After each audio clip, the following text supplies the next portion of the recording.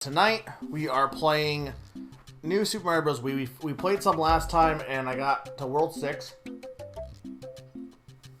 So I don't think there's really that much left of the game. And we'll probably beat it tonight, and if I beat it pretty fast, we'll move on, do some Mario Maker 1. Since, like, the New Super Mario Bros. Series is probably the series that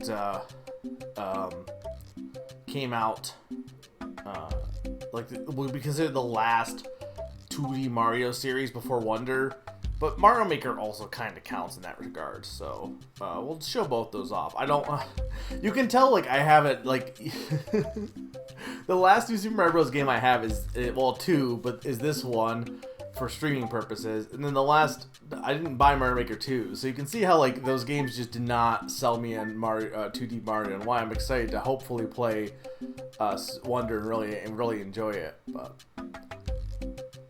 Hey, Sneaky, welcome. Alright, let's go ahead and get started here. Let's play. Let me know if the audio does need adjusting, though. Specifically Sneaky. Let's go.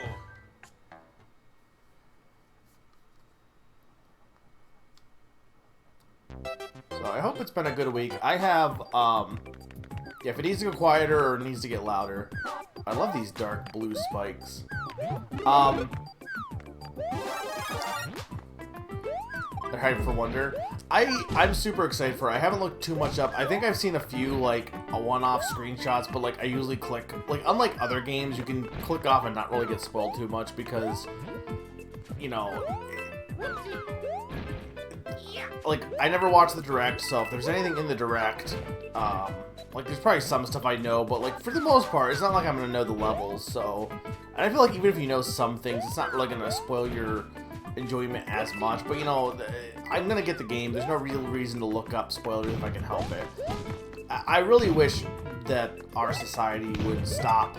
Like, gaming has gotten so stupid when it comes to just talking about stuff ahead of time and and overhyping things, and it's kind of ridiculous, to be honest. For better or worse. Mostly for the worse, I think. I don't think there's much benefit to hype nowadays.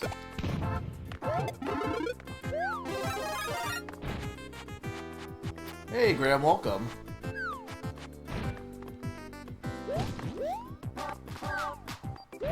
I mean, Wonder is probably the last big game. I don't know if I can get up there from here. I'm not tall enough to jump on that, no.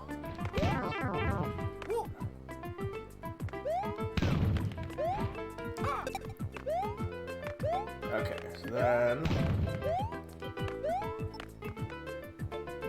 Wonder is probably the last big game of the year, to be honest. Oh, damn it. Oh. Everyone is like, oh, the game Link, be careful. I don't know where everyone is seeing all these leaks, honestly. I guess they all go into, like, the dark corners of the internet, and I just don't. Because I never... Anytime anyone's like, oh, a game Link, be careful of spoilers, and it's like, I don't watch anything that, like, even on YouTube, like, I just don't ever see that kind of stuff. I get spoiled by, like, news sites being idiots more than I do, and they don't usually post, like, leaked game footage. But usually I get spoiled by news sites being dumb and posting way more than they need to, or, like, friends who don't think, not really, like friends or people in the Discord server who, like, you know, don't, but that usually doesn't even happen that much. Usually it's asshole news sites who are like, we're not going to bother researching anything, we're just going to assume that everyone's okay with this, or that this is definitely legit. Like the whole thing with Mario's voice actor line, or voice actor, who it was. They're like, oh yeah, it's definitely this, because Reddit said so. Oh, it wasn't. Oh, well, oops, my bad. Couldn't even bother to, like, contact the person and see if it was correct before posting it. Nope, we gotta get the news out there because 24/7, blah, blah, blah, blah, blah. I hate it. I hate... I'm not getting this coin. I hate the news sites. Oh. What other... I'm trying to think what other games are even coming out that I would be potentially interested in, because there really isn't much for me, at least. Tickle. What? About what? What am I getting tilted about? About news sites?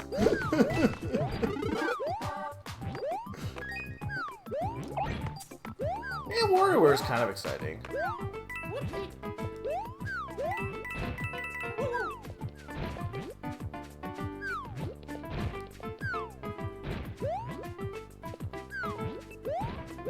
I don't know if I'll get it, but like, I could see people that being their big game of the year.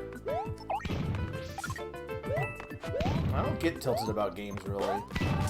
I also hate the word tilt. I don't know, something about it just, that, I get tilted, I think I said this before, I get tilted at the word tilt. I'm like, that's not, like, I don't even know what that means, why that became slang.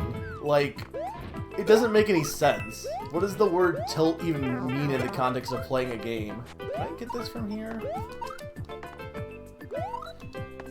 See, this makes me think that this one, either you're like supposed to have a propeller mushroom, which probably it's in here, or you might need to,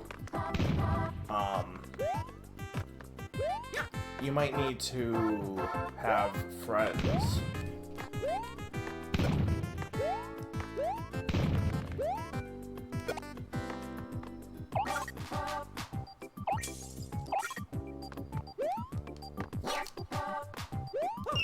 There.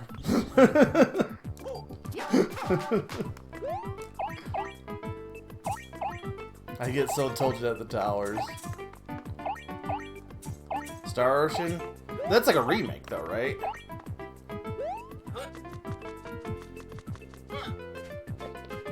I also had some news given to me today that's just kind of like shaking me up. So if I seem a little bit off, it's because of that. Nothing, well, not really anything bad, but just, it's not my place to say, but, and it has no impact on anyone, but it's just unfortunate news that I was told.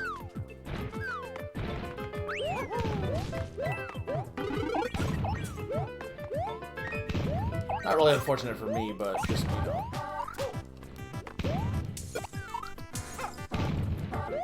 This year, like I've said before, this year's just kind of sucked. It really has.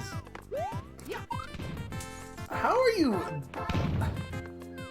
I bet there's a propeller mushroom as the base mushroom in this. I gotta assume that's the case, but maybe not.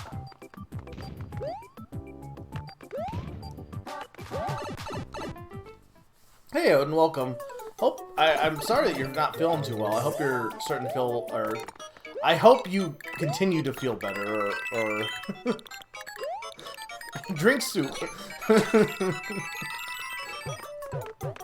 I've been lucky to not get sick this year, but I mean, knock on wood. I got sick last year, but I haven't gotten sick since then. I don't think I have. If I have, it's been like, you know how you get like those days where you're just feeling off, but like it's not, it's just like a one-time, like a minor thing. It's not like a big thing that happens. Full-on remaster. I mean, that's kind of cool, but... Hey, Pond. Yeah, the hardest part of the game is you need to have friends. I get 2 days off in a row. I mean... Oh, were those already planned days? Yeah, that kind of sucks then. I mean, I had that happen last year, where I think I took it off for E3, which, by the way, that year I'm pretty sure, and last year, E3 was like nothing. But I think I was already taking the time off, and then I got sick. So it's like, well, cool, I don't have to take an extra day off, but also, kind of sucks.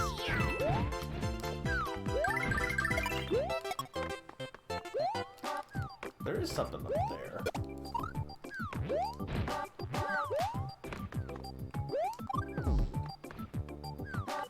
Whatever. I don't care. Yeah, we're not going for 100%. Yeah, that's how it was for me last year. It just lined up that way.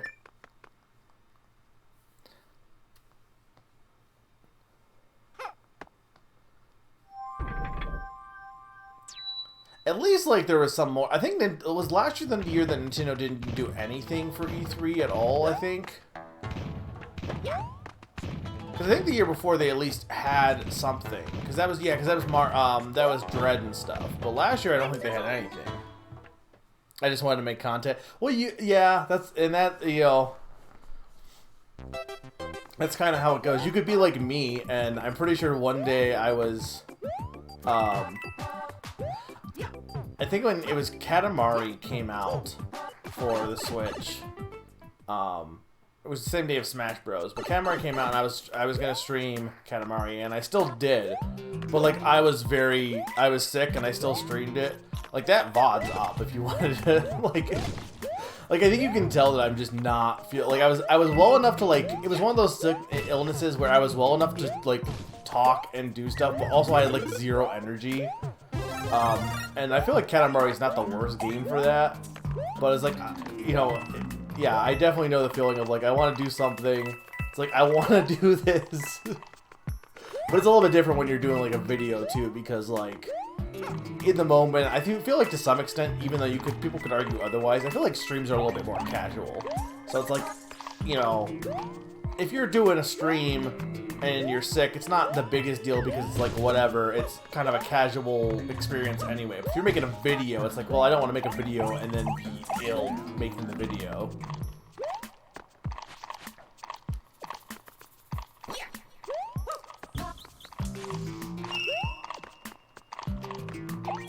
You played the Samus Returns.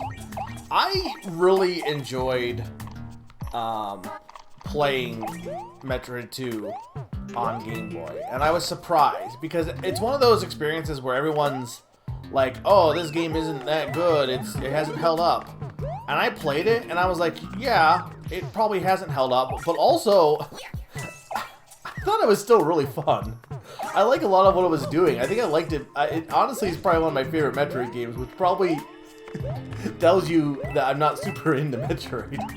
Surprisingly. You would think I would be. I love Metroidvanias, but it's the space aesthetic just doesn't do much for me. I'm not a big fan of space. But no, I really enjoyed what it was trying to do, and I don't think a remake would... I think I would like a remake less if I had played one of those, because...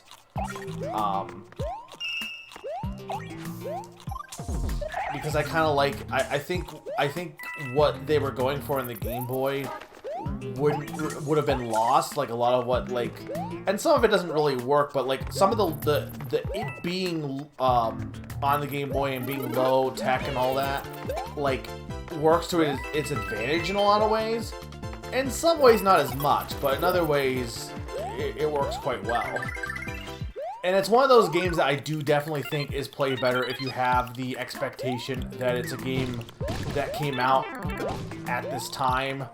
Like, you know, I think that's one of the reasons why I always get annoyed with, like, people who really hype up games like Super Mario 64 or Ocarina of Time. Because it's like, they are good games, but also that sucks. But they're also games that I feel like are good in the context of when they came out. And if you're comparing them to modern games, they're gonna be a little more lacking to people who have, you know, are playing them for the first time. But I think a lot of people tend to have, like, those memories of those games when they came out, and that's why they're recommending it to people. Be like, oh, this was so good when I played it way back when. You'll like it too. And, you know, like, you look at, like, Ocarina of Time is, like, the highest rated game, like, it's way up there, but it's because it was way up there back in, you know, back in the 90s. And now people are a little bit more critical when it comes to gaming scores. So it still has that place on, like, Metacritic and stuff, but it arguably doesn't deserve it when you compare it to, like, again, modern games. So I think when you're looking at Metroid 2, it's, to me, kind of the same thing, where I think if you're looking at and comparing it to, like, other games, like, you know,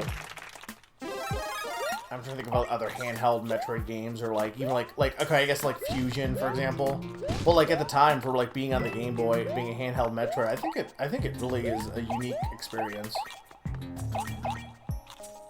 But see, that's the thing, Odin. I'm kind of the person who has come to appreciate lack of maps. I think that we, and I'm guilty of this, have become too accustomed to being like, I don't know where I'm going, let me look at the map, let me look at the map. And I think there's something to be said about games where it's designed in a way that you can navigate without a map, and that there's advantages to not having a map, like for engrossing you into the experience. I think that's one thing with Hollow Knight. Is I honestly think Hollow Knight probably they should have just taken the map out entirely for that game. Same thing with maybe Breath of the Wild. With Metroid 2, I can see getting confused a little bit. I wasn't as confused as with Metroid because there was enough differences with the layouts. I'm not gonna say I never got confused, but I don't know, the way that they made it, the loop around, I never really had too much issue with it personally.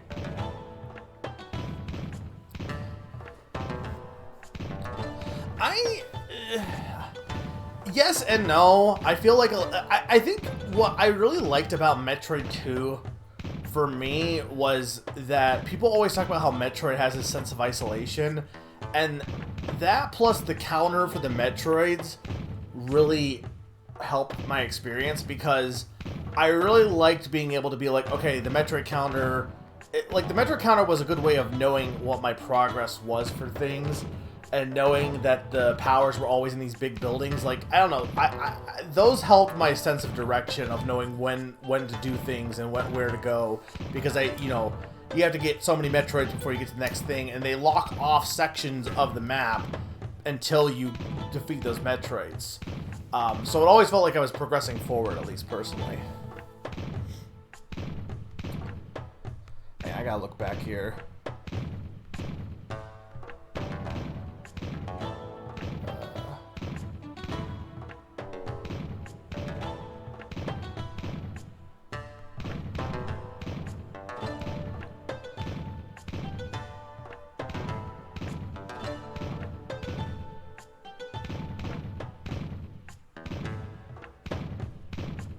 The beam swapping, yeah, but like, I mean, that's a thing of all the old Metroids, I feel like.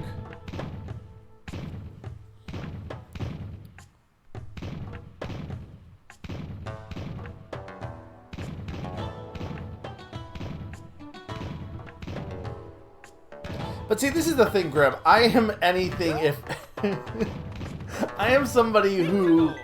Apparently, it's my curse and my blessing. I am somebody who, by nature, tends to not always go with what everyone else is going with, and I don't try to do it. I really don't. But I see everyone like, but I think it's good in some ways because it offers a different perspective to people who maybe weren't thinking about that, because I come at things in a different way. And then even if, someone doesn't agree, they can at least be like, oh, I get what you're coming from on this, or what you're saying on this. Because I'm, like, everyone's always like, oh, play this game, play this remake, or this, and I'm like, I always like the weirder games, or the games that not everyone is a fan of, more often than not. Especially when you compare it to... How are you supposed to do this? Man, the one thing I'm learning about this game is some of its star coins are like in stupid ass positions. And again, it feels like it's designed around the multiplayer. It's definitely gettable as or as Baby Mario, but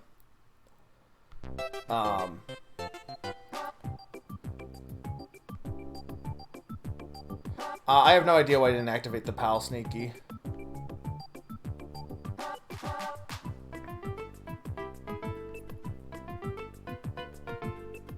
Mario, okay, yeah. This is Wii.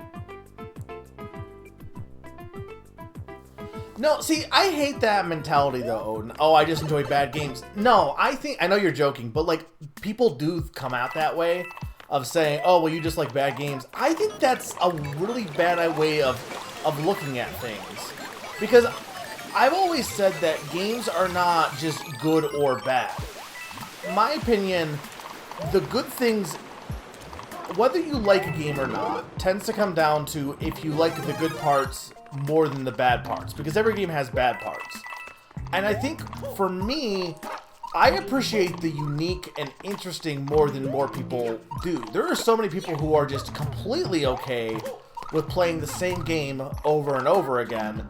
And to me, that gets boring really fast. It's why I've been a big fan of the Zelda franchise, because I feel like that's a franchise that always feels like it's doing something fresh for the most part, and also why I was less excited about like Tears, because I feel like that game does that less than some other Zelda sequels. So the point is, for me, I think part of it is because I tend to enjoy the more unique stuff, and other people just want to play more of the same. And that doesn't really mean it's a good or bad thing situation. I think it's just a situation more than anything else.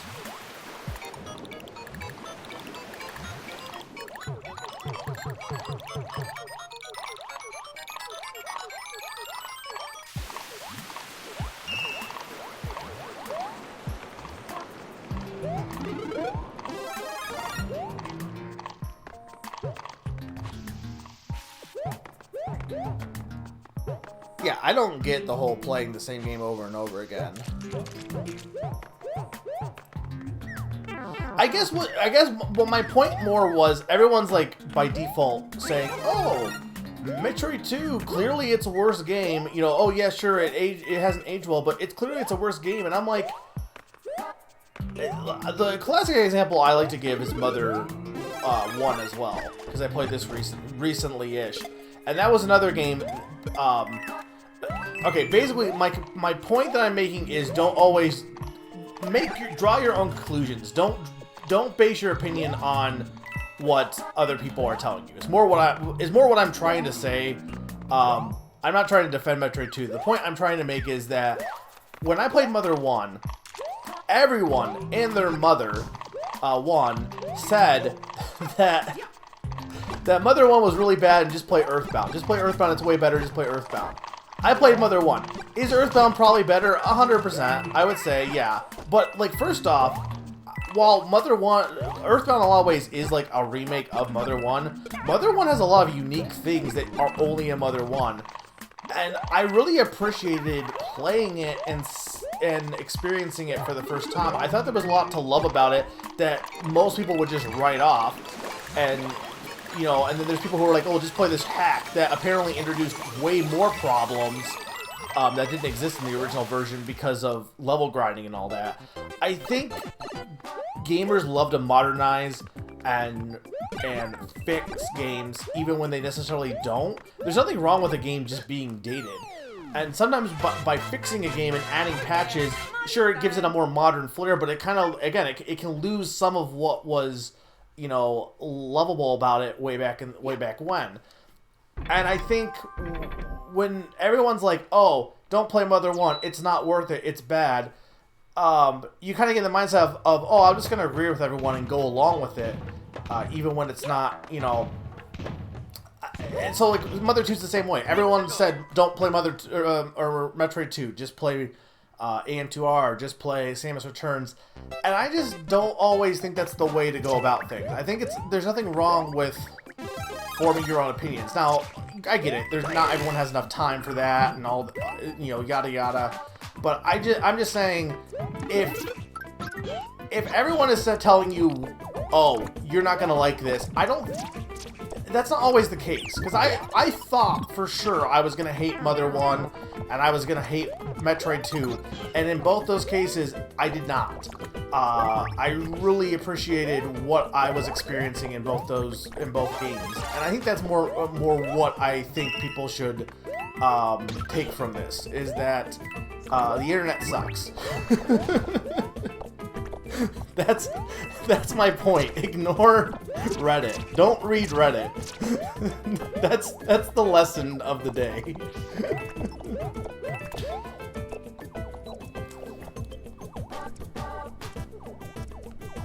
Hang on, I'm just reading back.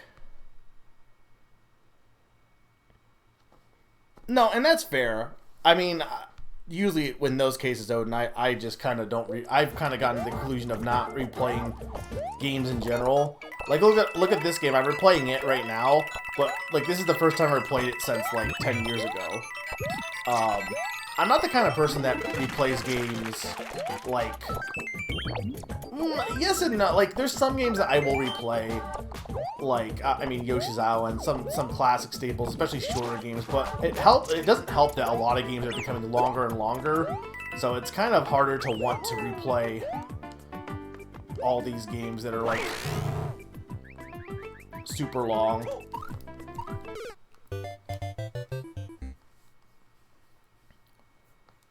I don't know who that is. Who's Dale Gribble?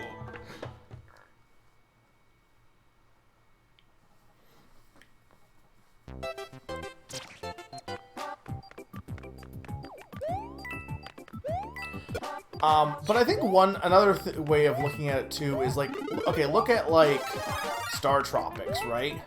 Look at a game like that, and they have like experiences like the letter and taking that out from your instruction booklet and having to use that to actually solve the game, like solve a puzzle. Like, again, I just don't think that it's a straight every game that's modern is completely better all the times. I think it's in both ways. I don't think old games are better than new games all the time, and I don't think new games always, like, those new experiences are always as good. I think there's things that get missed out based on like older experiences at times. So I think it's worthwhile to at least experience them, and sometimes maybe you'll be surprised about how much you enjoy something that many others could just see as straight up dated, you know?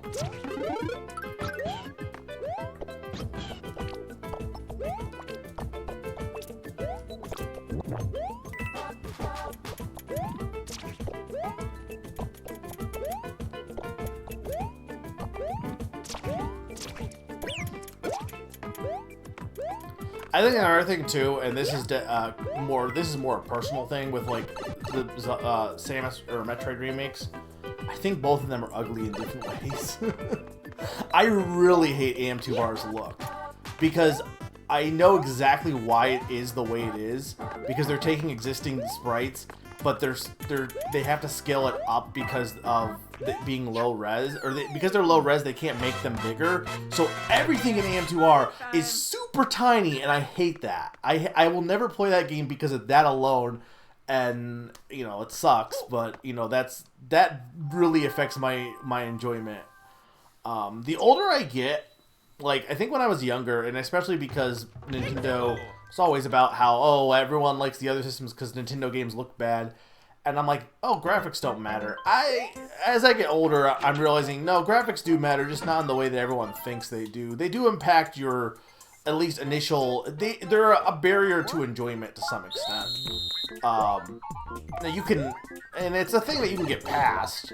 But like, for me, it's just, that, I don't know. The small sprites make it hard for me to like, especially with my eyesight getting worse, it's harder to me to want to play games with really tiny sprites. It's a good time.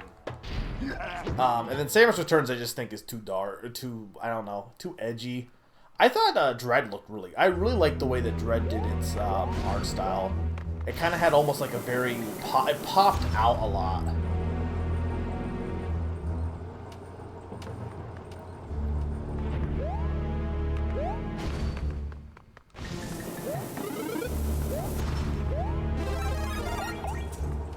And again, I hope I'm not coming across as, like, on edge. I'm not trying to, like, be aggressive right now. I'm just, like I said, anyone that's coming in, something happened right before I went on stream, so, like, that's putting me on edge. Nothing bad, nothing that, you know, just, I got news. I guess this, someone passed away, and that's just affecting me, and it's not anyone that I know directly, but I don't want to get in more detail because it's not my place to say, but that's just shaking me up a bit. So if I'm seeming more like aggressive than usual when talking about stuff, it's because of that. So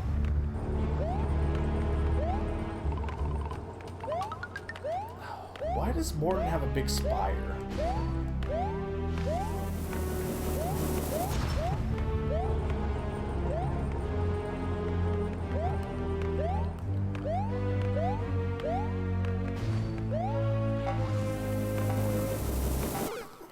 Dang it.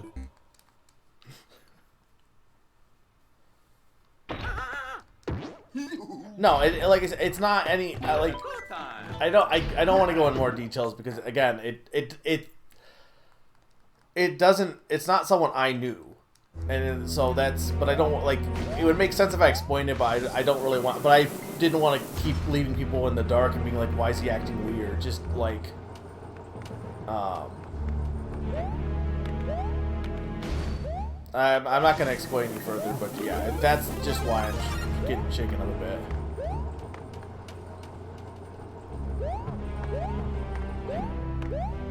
I've said this year has been the worst year I've ever experienced, to be honest. There's been so much crap going on this year.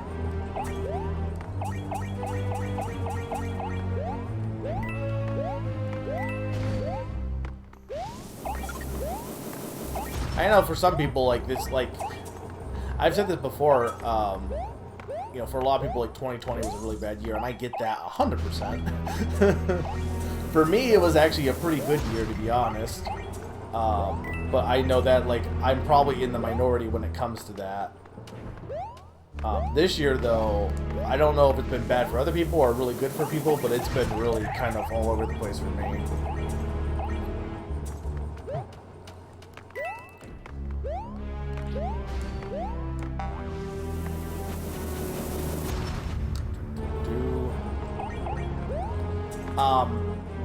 Anyway, the point that I was making was, I think that we need to, I think people need to stop just taking what YouTubers say as at face value. I think there's a lot to be said about people. I'm not saying that everyone should play every game ever to form their own opinions, because people just don't have the time for that. But I do think that I'm learning more that a lot of, like, held, like, popular beliefs, like gamer beliefs, tend to just be whatever people have said online, and they just parrot it back, and then it just keeps spreading and spreading and spreading. And I think we as a people should do better to not always fall into that trap of just saying what the you know, what everyone else has already said without really considering why they're saying it or what, you know, whether that it's accurate or just their own niche opinion on that, you know? Oh no! Like, I always get into, like, stuff like the new Paper Mario games. The consensus is, oh yeah, those games are horrible, they're bad, they're bad, they're bad. And, like, look, there are definitely people I know who have played them and said, yeah, no, I still didn't enjoy them, and that's completely fair. But at the same time, I also think a lot of the reason why people think they're bad is simply because John A. Gamer was like, hey, this game's horrible, it killed my mother. I don't like it. It's like, and then everyone just keeps saying that and just assumes it's, you know, to be true. I'm seeing that a lot with Pokemon. Same thing, is like anytime Pokemon comes out, the assumption is, oh, the game is literally trash, has murdered my parents. I do not like this game.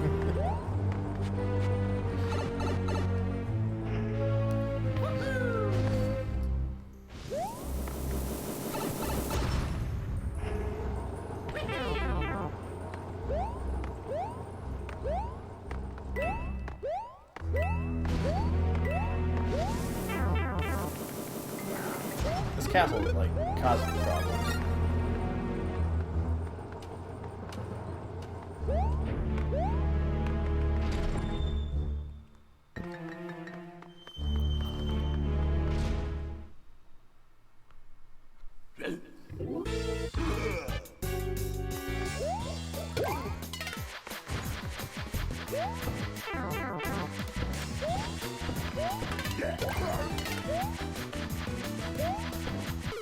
Dang it. I hate this man. It's a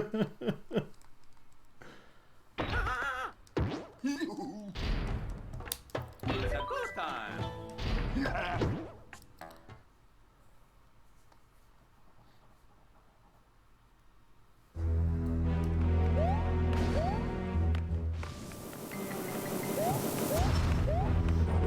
I think the thing with Metroid 2 is, like, I get why people don't like it and would rather play that experience, that game in a more modern way. I think I did. If you're interested, check out. I've been doing a too tiny. I did a write-up on that game because I've been doing my media thread. So I did a write-up. I can't remember, pretty much not too long after I beat the game, I do like a short write-up. And I think a lot of my thoughts I put in that. So if you're interested in like a more detailed thought on what I thought of the game, I would recommend reading that. My plan is at the end of the year to do like a tier list. I have like a general idea of where I would rank a game. But I plan on doing like a tier list of sorts that like where I would, every game I've beaten this year, where I would place it. But I think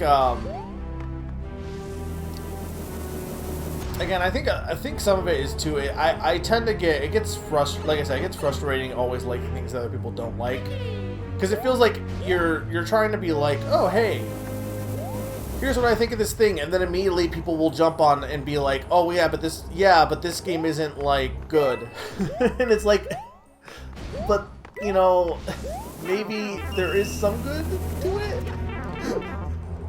Maybe it's not as bad as you're making it out to be. No. That's a fun idea. Did someone else do it, or are you saying that you're stealing it? I'm okay with that. I want to encourage people to do that, because I think I'm keeping up with this monthly, or not. I'm keeping up with it every time I beat a game. I just beat Wargroove 2 last night, so I need to update that tonight.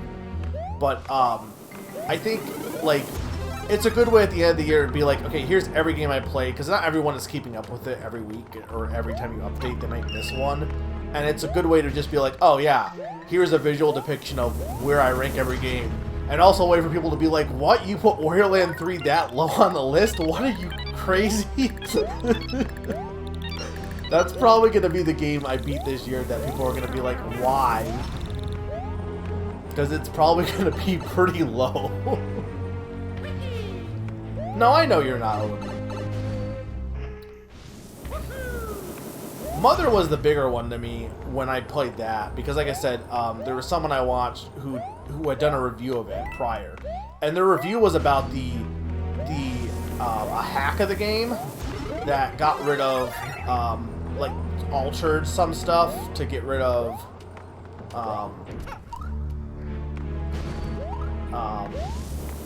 like it lowered the amount of enemies you fought and stuff like that. What is...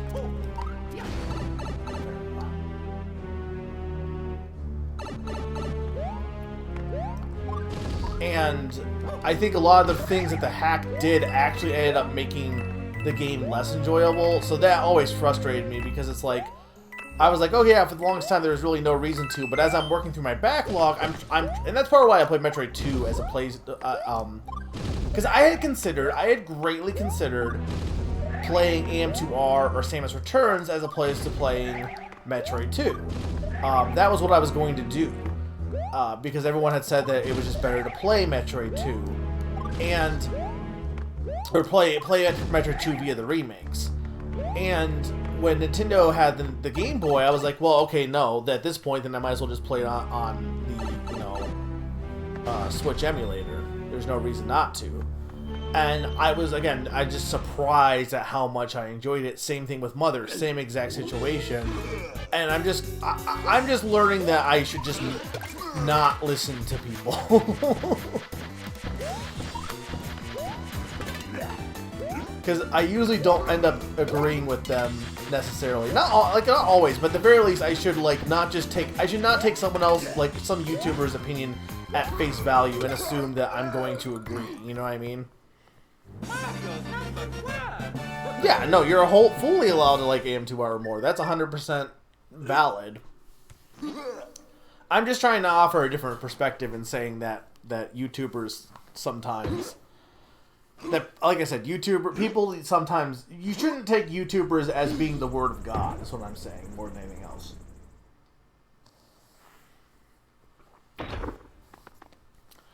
It's not that I couldn't like the remakes more, it's that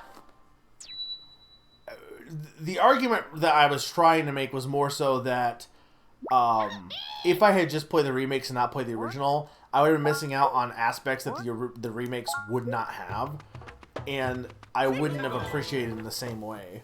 Like, I might still like the remakes if I was to play them, possibly, but I don't think that takes away from the fact that I think there's a lot to still love about Metroid 2 that I think people tend to write off as more my point. Like, you could say that the actual thing is that AM2R is straight up, yes, it is a better game. Maybe it is, I don't know. But that doesn't change the fact that there are still good things about Metroid 2, and that's not really how YouTubers portray it. YouTubers don't understand knots. I would agree with that, actually.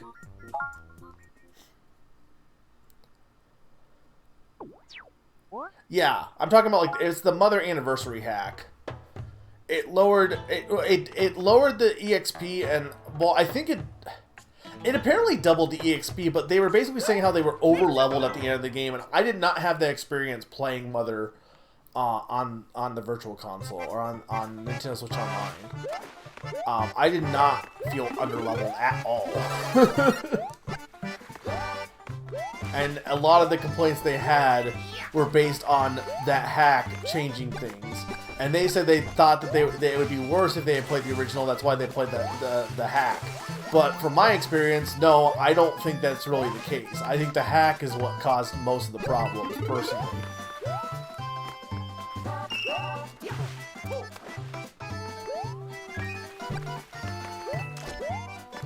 I think it's weird, right? Like, some people love RPGs but they hate random encounters. Then why do you like RPGs? I mean, I'll be honest, it is frustrating to some extent. When you're playing an RPG and you're in a dungeon and you don't have anything on screen and suddenly you get into a battle and you're trying to explore. And that's something that a lot of old RPGs do, where, you know, like Final Fantasy is a big one on that, is that you're playing the game and you just keep getting random encounters. A lot of modern games, you can see the enemy on screen. And I do think people tend to prefer that. They don't have an issue with getting into battles, they just don't like being blindsided. And I can get that. But, like, I don't know, I don't think Metroid or Mother 1's amount of random encounters were that much more than, like, any other RPG of that time, to be honest. The only difference is, like, Earthbound, obviously you can see the encounters more. Well, I think, no, isn't it, hang on. I think you can see them on Mother 1, though, right? Like, they're on the map still in Mother 1, or do they not? They might not be. I know they are in Earthbound, obviously.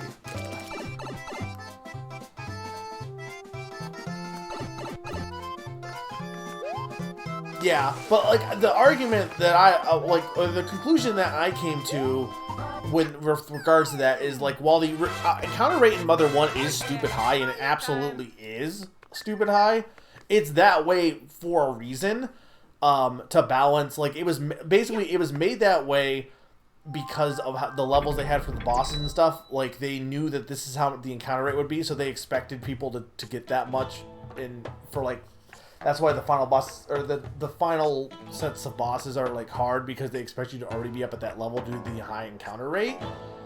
And when you adjust that to do quality of life stuff, it ends up, like, ruining that aspect of that. So that's not the game's fault because you tinkered with it, you know what I mean? That's more what I was saying when it came to, like, making adjustments to games. And sometimes when you adjust one thing to make it better, it ends up breaking the whole thing, and then what you think is just the game being bad is because you've tinkered with it in a way that was not intended.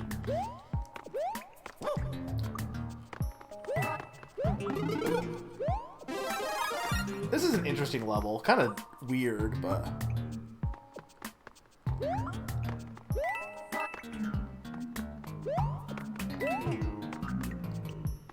Yeah, I think I agree with you, Odin. Like, one thing with Final Fantasy V and even in 9 and stuff like that is I never got annoyed with random encounters for the most part because it always feels like you're making progress. 4 less so. Because in 4, you're like, you're just leveling up. And while you do need to level up, it just feels like, I don't know, not really like a waste of time by any means, but it's kind of a different situation, yeah.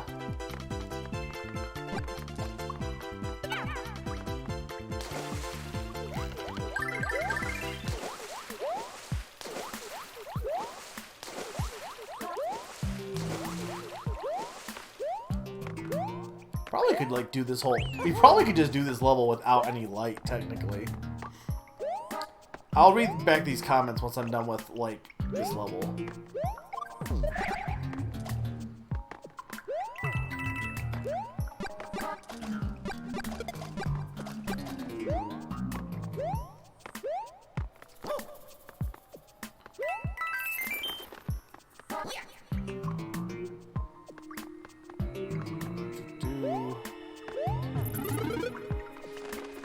Ironically, I tend to speak more during a platform game. The game that you probably shouldn't be speaking during.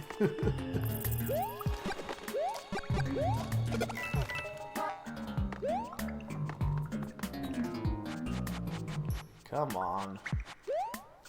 Oh, there was a switch up there. That's my bad.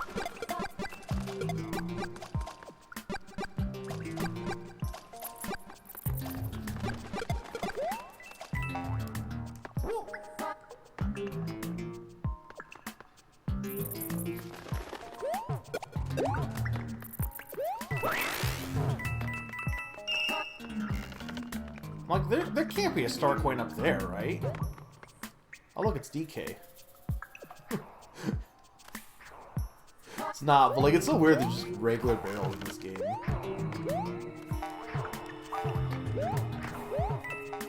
I don't know if that's a... No, that's just... I'm like, that's not a secret exit, is it? That might be.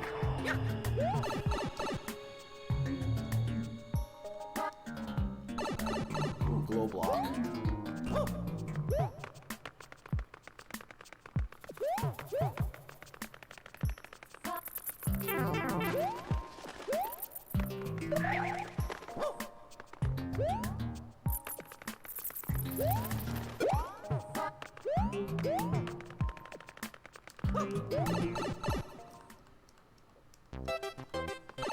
Yeah, I think this is a secret exit. And there we go. Okay. This way.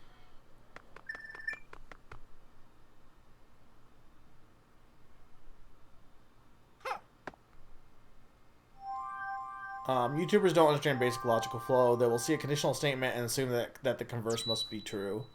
Yeah. Maybe. I assume that's actually just a math joke.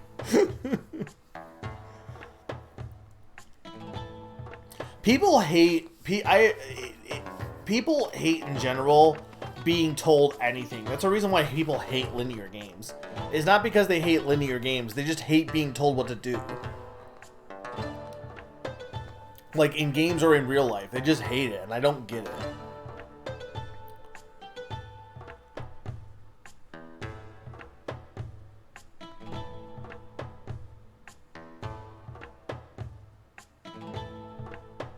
Yeah, don't get me wrong. High encounter rate can be a bad thing in games. I just don't think that really was the case in Mother as much. I didn't think the high battles were really a problem in that game as much.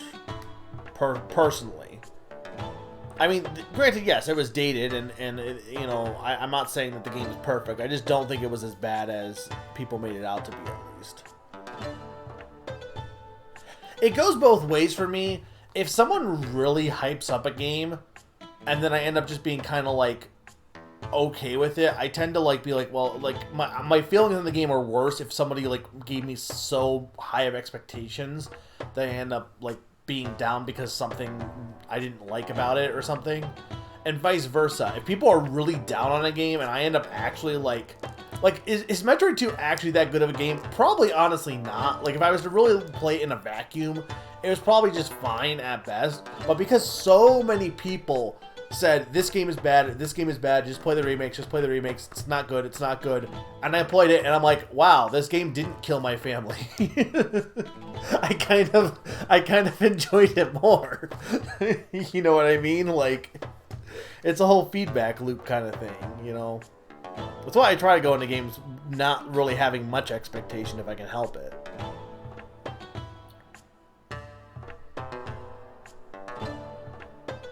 Can never play Persona FESS without a hack that gives the ability to manually control characters. I think the thing with that, though, too, is like when people are like, oh, this is my favorite game, Persona 3, but I only play it with this hack. Well, then do you really enjoy Persona 3, or do you just, you know what I mean? Like, if you don't enjoy base Persona 3, then is it really a game you know, like, the hack isn't Persona S3. It's a different game, basically, at that point. You know? For better or worse.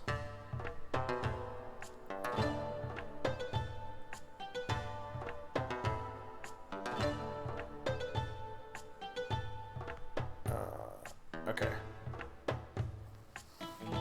Yeah, I definitely just do not read reviews now if I can help it.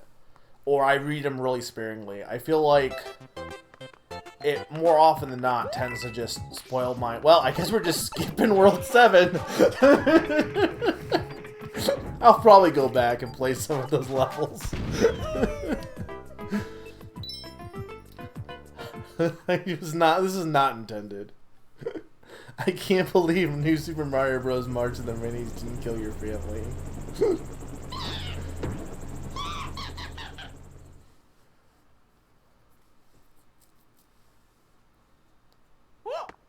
What? I mean, technically, wouldn't this be good for Leston because he won't be destroyed? I'm pretty sure I can just go back, right? Like to that world map.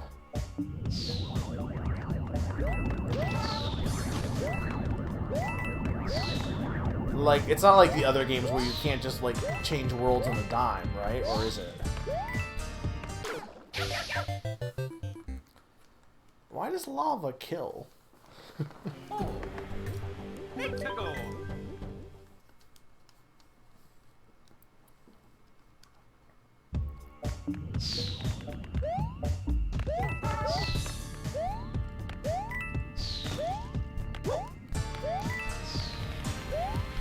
Ugh, like, I don't think I'm tall enough to get over that.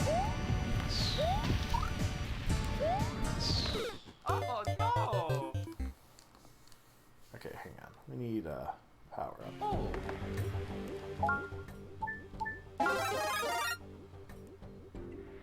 Tickle.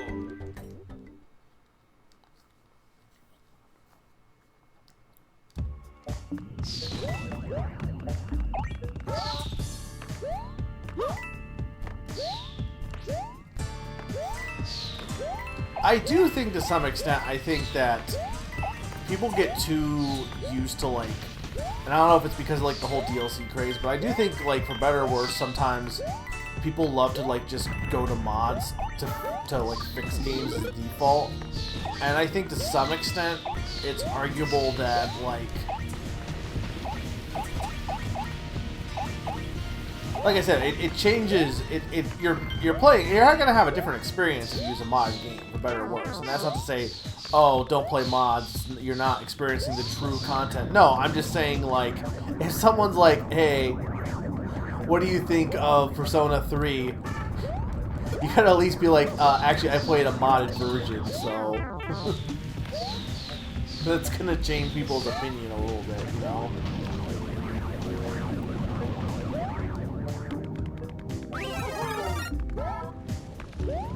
You didn't enjoy Persona 3? I think it's really I've said this before, I think it's really crazy that Persona is considered this big series, like bigger than Shin Megami Tensei. But like, it's only like 4 and 5 that people like. And 5 only, I mean at this point not really, but it was a fairly recent game. Like 1 and 2 are never talked about because they're considered not that good. And 3 even is kind of a mixed bag apparently for some people. So to me it's really funny that you have this like really big series that everyone talks about how amazing it is. Like imagine in comparison if people were like, had that same mentality with like Mario Bros. Like Mario Bros 1 and 2 just nobody liked, and Mario Bros 3 was just like okay, and World was the first game that people were like into. And then the series was still like as popular as it is today. Like, how does that happen?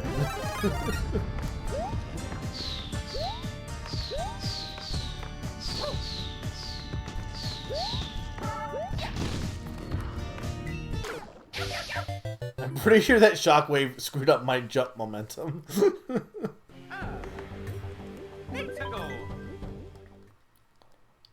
Well, to be fair, I guess it's not that anyone says 2 is bad. Nobody ever talks about Persona 1 or 2. I've never really heard anyone talk about Persona 1 or 2. Ever. Like, I'm pretty sure Persona 1 came out for the PlayStation Mini. And, like, people were like, who cares? That game's not good.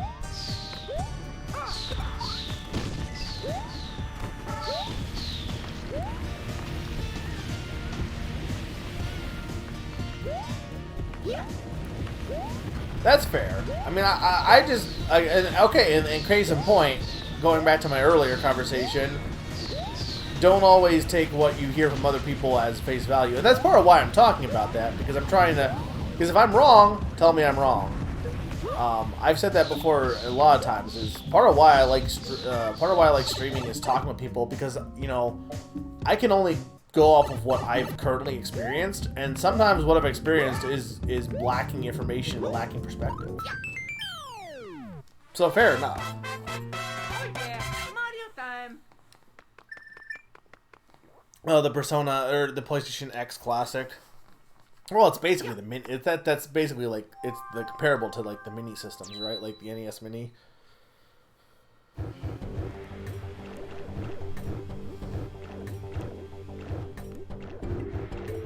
People don't want RPGs in their Persona games. It isn't Persona an RPG? What? What? How does that work? Do people just want to date? Mexico.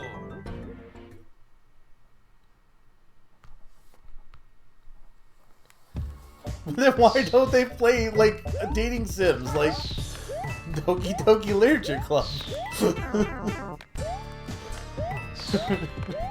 I don't actually think it's a dating sim. Okay, but visual novels are dating sims, aren't they? How is a dating sim not a visual novel?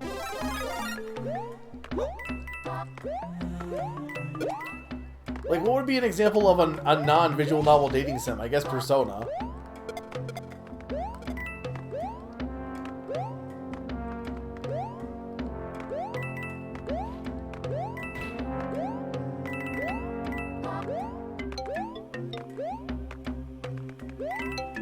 I've said this before, it's really weird how there's like completely different camps of playing games, right?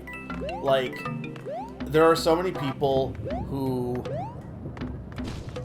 don't like reading in games, and like visual novels are that. But like, there was a review of Detective Pikachu, and the end result of it was, if you're a Pokemon fan who likes reading, maybe you'll like this game. And I'm like, what kind of unhinged statement is this? Like yes, it's a visual novel. If you're not like visual novels, then yes, you won't enjoy this. But like, phrasing it as a Pokemon fan who likes reading. You know, those Pokemon fans, they hate to read. Which apparently they do because people don't talk to NPCs. Like, I'm finding I'm like one of the only people who enjoys talking to every character in an RPG. There are so many people who just skip all the dialogue, and I'm like, I do not understand your life choices.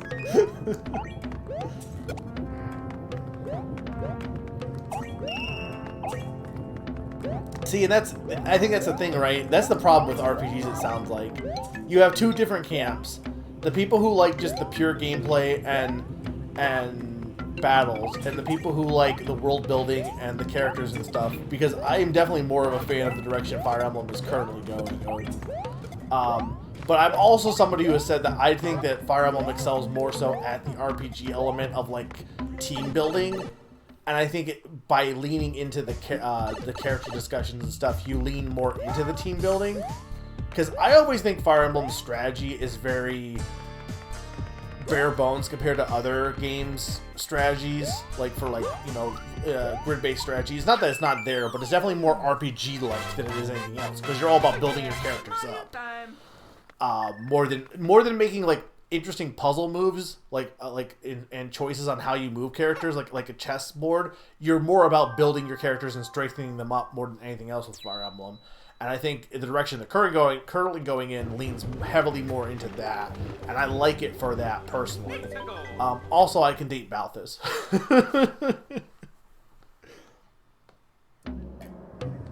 It was there before.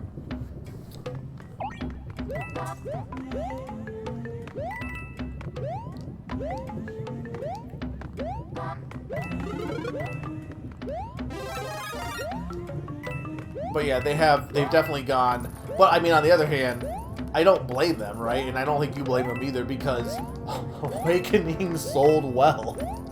And I mean, there was people, I know there's people that you know who probably have never and probably will not play other Fire Emblem games who played Awakening. And so, I mean, it worked, you know, it...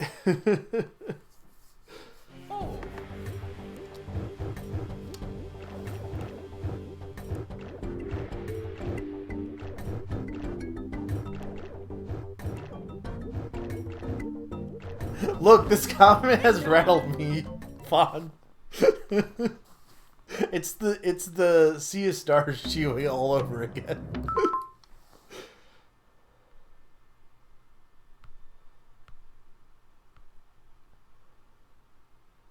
I'm just reading back. Okay.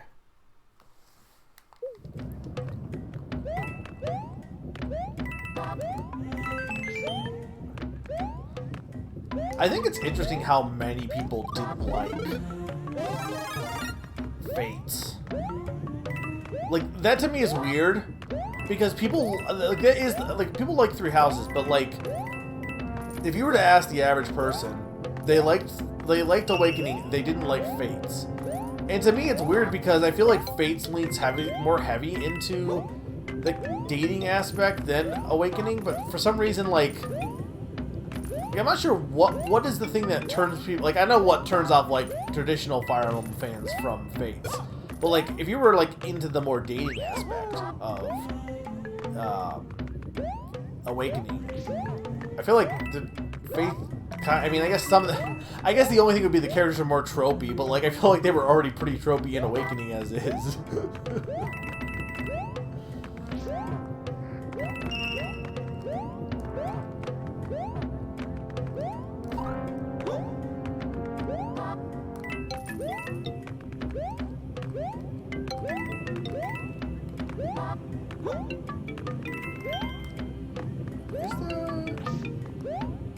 Is there like a thing down here?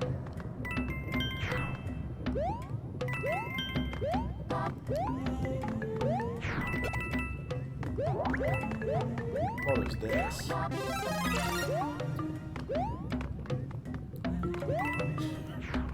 Okay, that is the dumbest thing that was ever added into a Fire Emblem game, by the way. Fire Emblem me adding the head padding is so weird.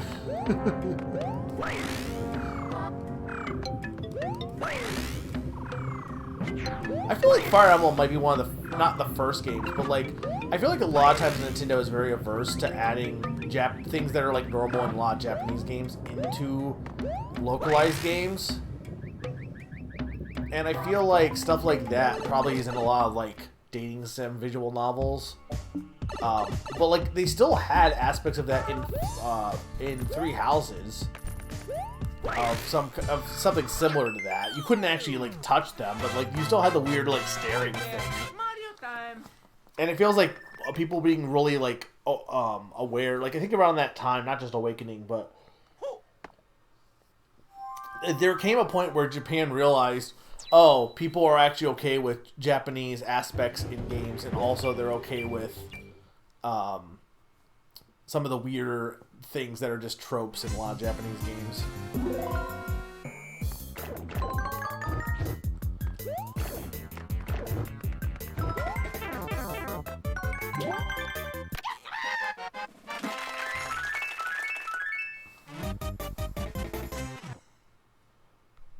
To be fair, Grib, that's very funny. The ...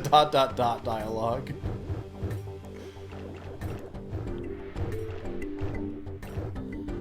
The reason is 95% of the characters are technically optional, so they gotta put in story for them. For Fates or for Awakening? I mean, arguably both, I guess, technically.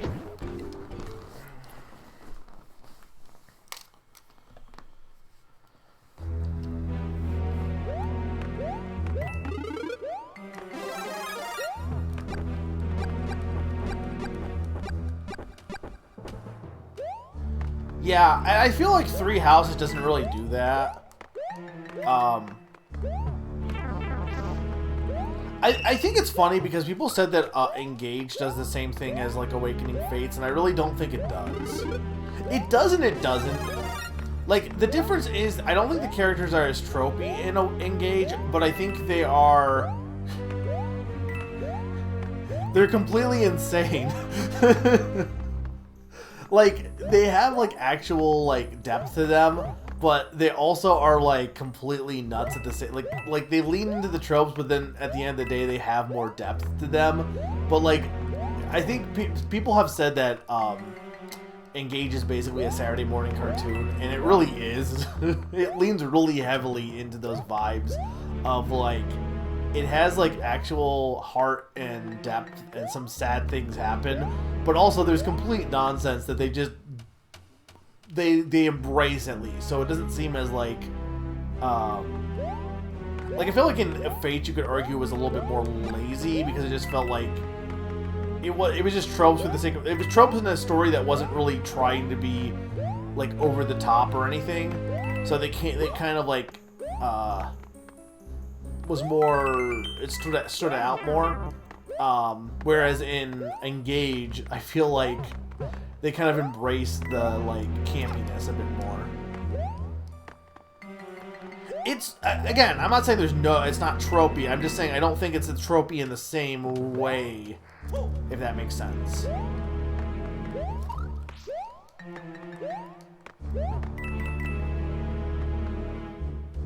That was also dumb. Granted, I think the whole pocket dimension thing is really funny, but it's also very stupid.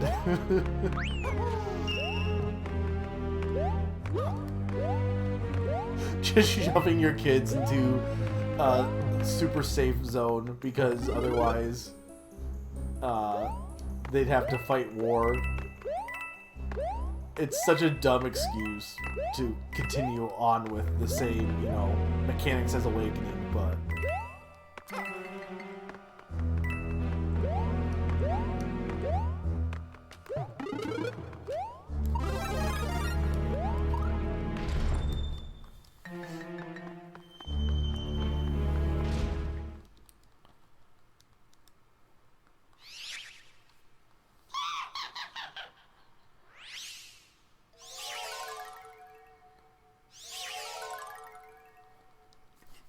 I mean, no.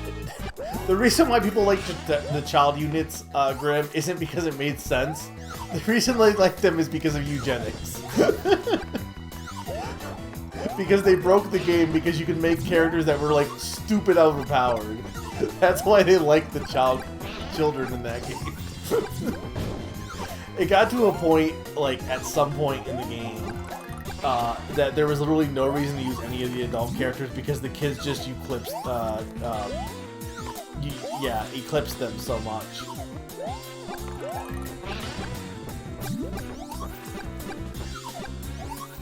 Yeah, Gale Force, like,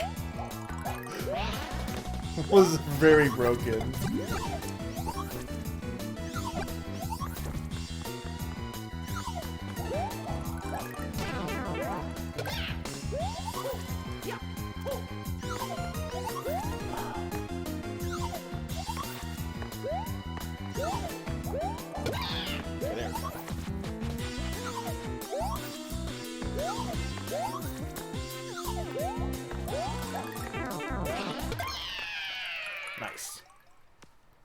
Mario's #1. Woohoo! How'd you have a team of 10 Robins? Like, you made them all the same unit?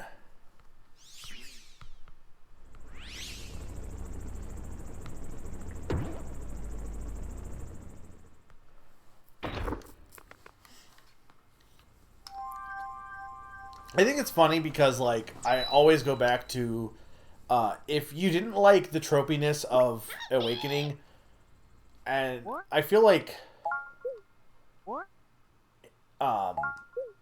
Shadows of Valentia struck a good balance between the flaws of the new way of Fire Emblem going and the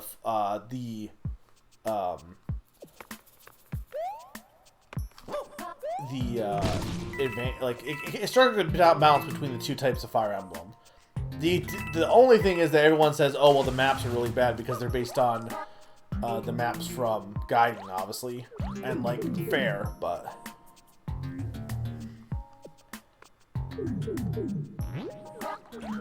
Silica's route was fine.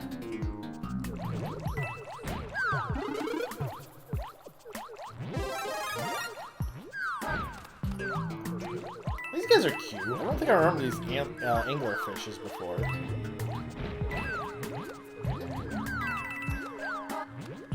This game has more creative levels than I thought it did, honestly.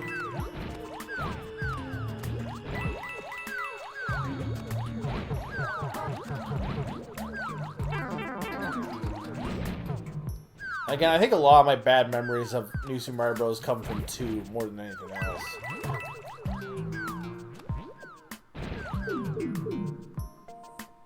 Yeah, I don't know. I mean, fair, but like, I don't know. He seems trustworthy.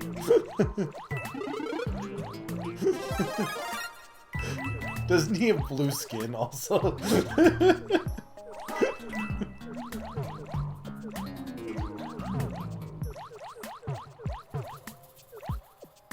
This is why you would lose your soul.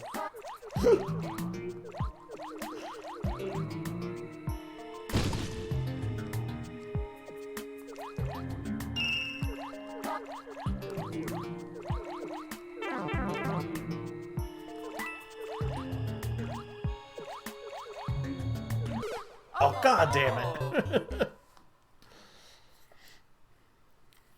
Oh, let's go. Have you ever met someone with blue skin who wasn't evil? Also, have you ever met someone with blue skin?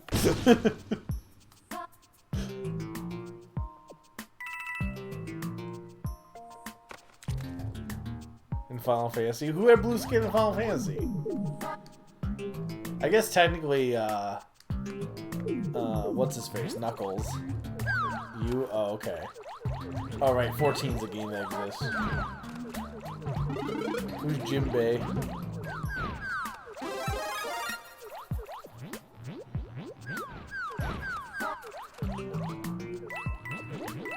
Sonic does not have blue skin, Summer. He has blue fur. I'm pretty sure his skin is like tan.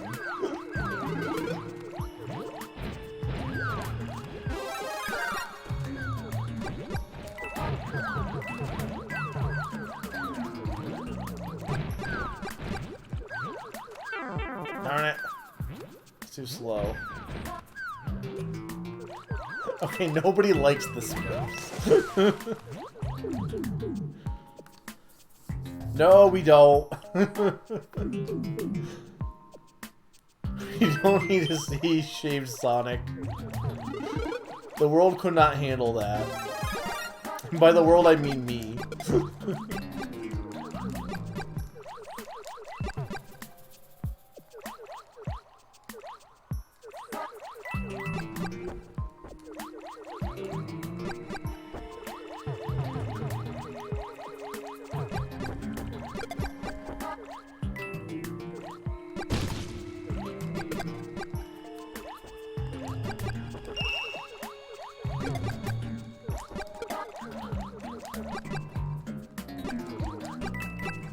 Yeah, I think that's the one thing I won't maintain, because my conversation last time about power-ups This game's levels are tricky if you don't have power-ups.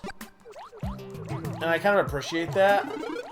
With power-ups, they're almost too easy, but at the same time, some of the star coins are also designed around the power-ups. So just kind of like inconsistent at times. And I'm curious to, I'm wondering if Wonder will be more consistent with like, I don't know much about Wonder with all of its like, the level changing mechanic, because that was shown in the first trailer. I wonder if that'll like make each level feel more cohesive in that regards. I'm curious. King Kai's basically blue, yeah.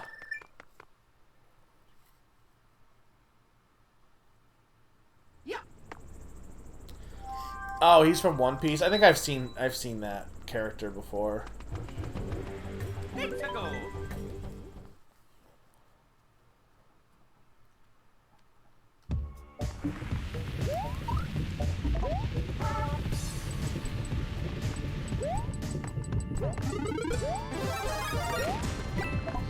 I should watch One Piece, and also, like, I probably shouldn't watch One Piece because I feel like it's too long. No one could possibly watch all of One Piece. It's not possible.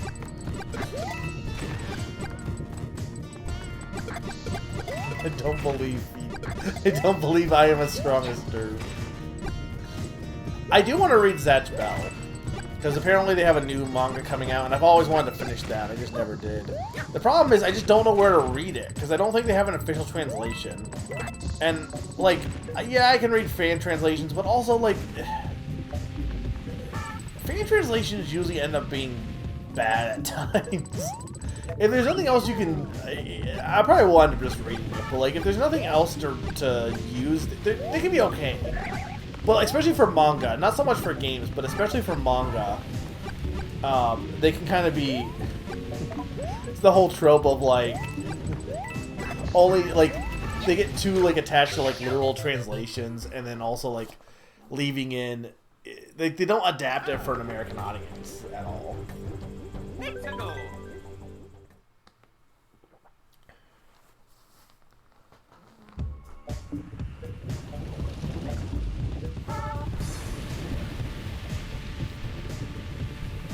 To be fair, Pokemon's at 1,000 episodes too, and I basically watched almost all of those.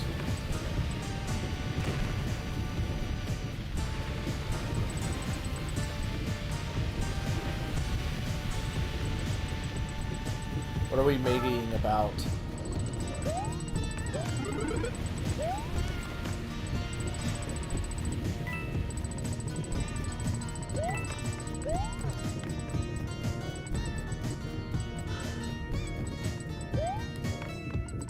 Possibly, yeah.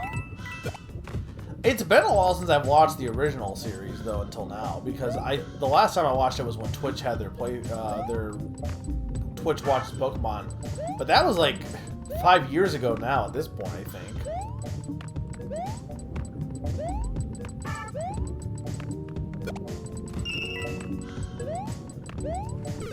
Dang it.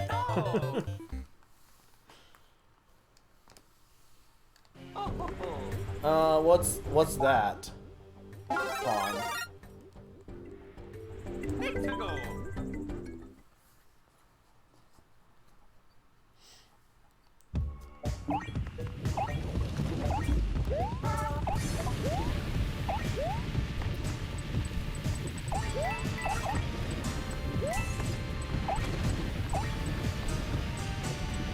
How are you supposed to get that coin?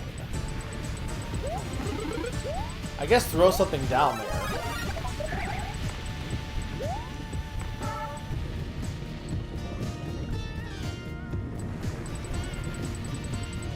Which show are we talking about? What about Zatch Bell? Because if so, I'm pretty sure we stopped. We only watched the dub stuff. I know we watched all of, like, the ancient Mamoto stuff.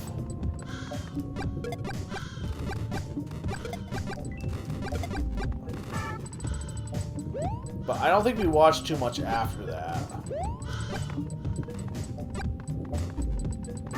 I don't think, if that's what you... I don't think that sounds familiar at the very least.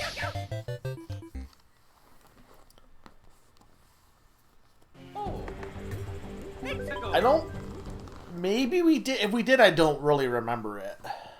If it was like right after that Mamoto arc.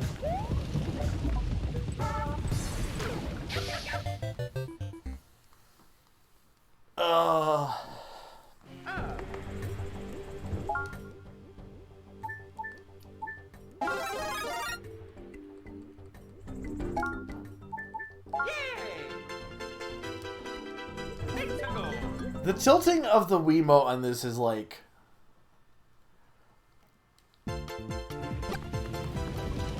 I get what they were going for, but to some extent it doesn't really work. Because you're trying to play...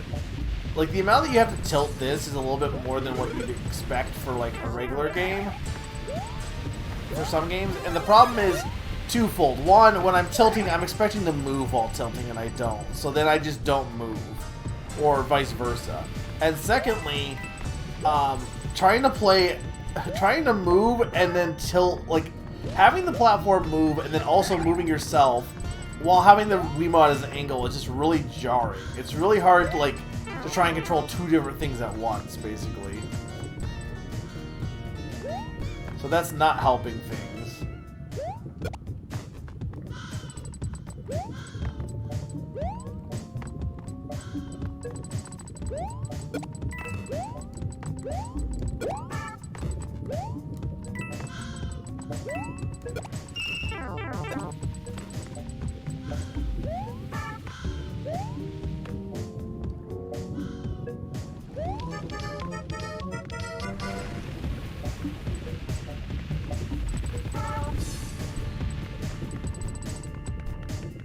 There we go, first try. Vivi, what? Oh yeah, Mario time. Maybe I remember that robot. I don't. Again, I don't really remember much. It's been like 15, like how long? No, maybe 10 years. It's been a while, so I honestly do not recall. Okay, I'm gonna go through World 8 until I get to the castle, and then I'll probably backtrack to World 6 and 7.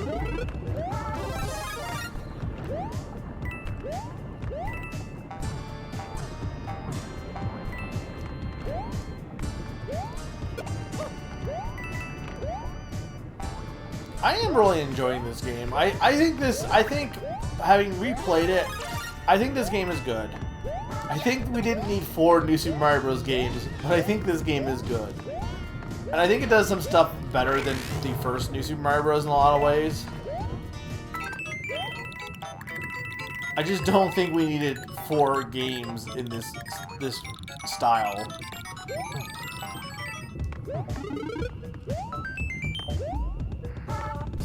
Coral Q. I feel like I recognize that name, but... Okay, how many singing robots are there? I guess there's Gato and Chrono Trigger. That's about it. I mean, do we consider Vocaloids robots?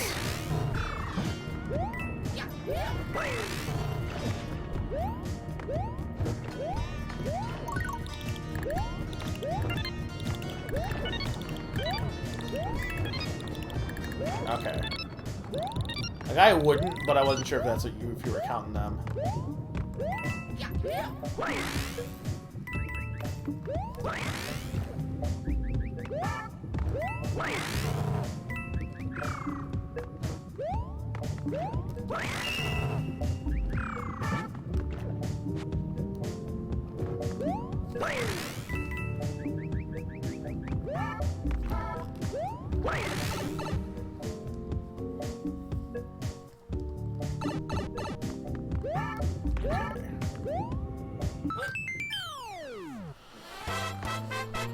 Oh yeah, Mario time. Game Pass updated recently, and there's actually quite a bit coming out, so this will be good because, like, after Wonder comes out, there's not really many games I want to play after that. And for this year. unless we get some surprise indie releases. It's a good time. But what will be nice is, I have those games to play. So they have the whole Frog Detective series is now going to be on there. Which I saw bits of that because of the SGM run that we had done. That was done.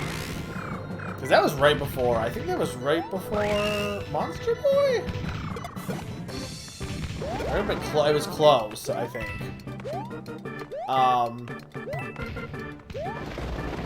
And then there's Mineko's Night Market, which I thought people were super hyped for that. I haven't really heard much talk now that it's out.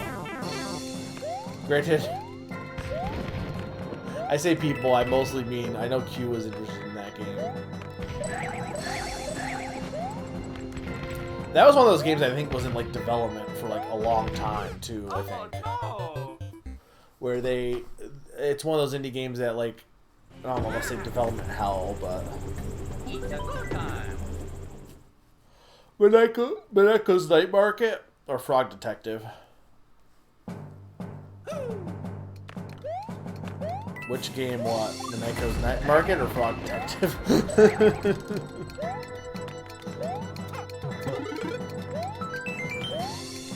Also, if I'm pronouncing it wrong, like, I don't know how to pronounce their name. Oh, no. I feel like it kind of has, like, My Neighbor Totoro vibes a little bit. But I could just be, like, making that up.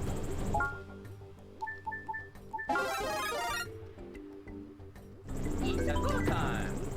I know it was shown in a Nintendo Direct a few times, at least. Frog Lawyer Kid? No, he's a detective. Okay, well, did you play Chicory, Grim? I don't know if that was a game that you played. That might not be in the game that you're into. Because I believe in that game, he shows up as a cameo, from what I'm learning.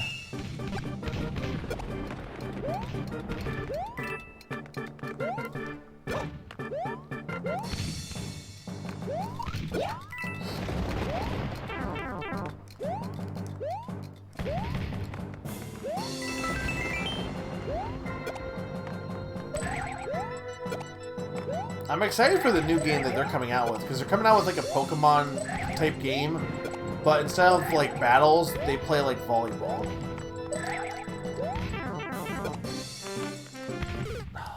This section sucks. I got through it too.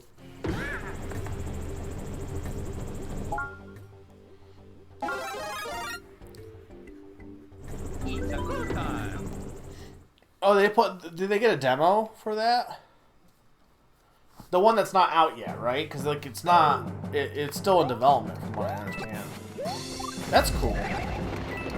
Yeah, I'm super interested in playing that. I really like Chicory, and I love the art style of Chicory, and it has still has the same kind of character design for this one.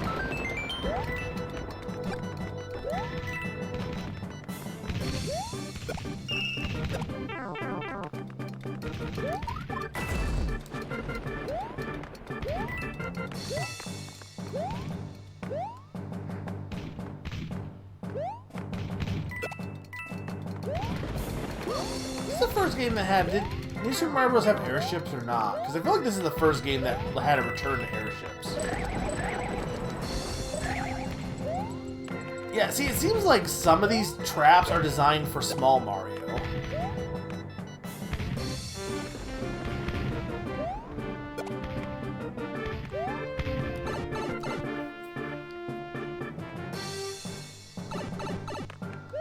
Like, I almost wonder if the game doesn't, like, there's at times where it feels like you're supposed to play through the game as, like, not Super Mario.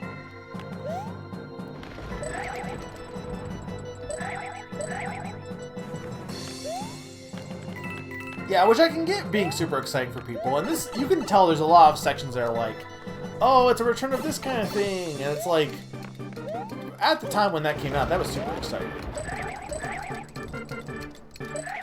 Like, don't get me wrong, I'm not immune to nostalgia. Nostalgia is you know, definitely cool to have. I just think in recent years I've become more not immune to it, but like you can only get so much like callback before you're like, okay, I see what you're doing, and it does not have the same effect. Like even when you know someone is like trying to like market you on nostalgia, it doesn't change the fact that you're still enjoying it. But you can only do it so many times before the effect diminishes.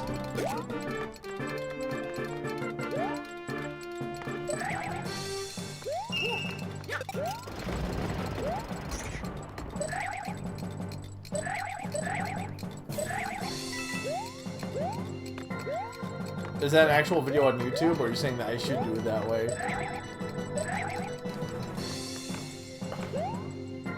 Look, people still love Charizard.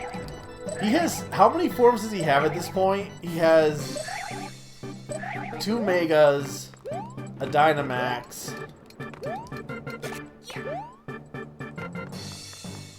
Do we count, like, the Crystal Crowns?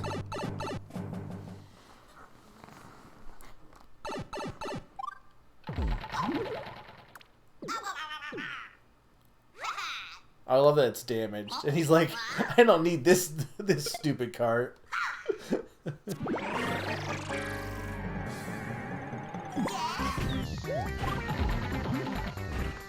Right. This is a cool battle.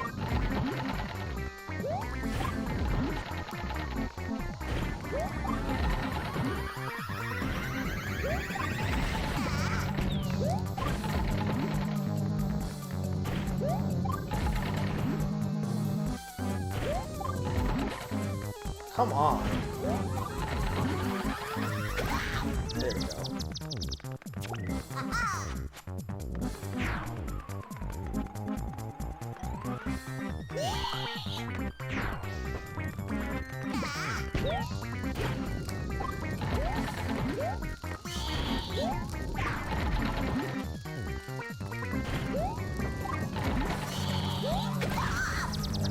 There's no way that should have worked.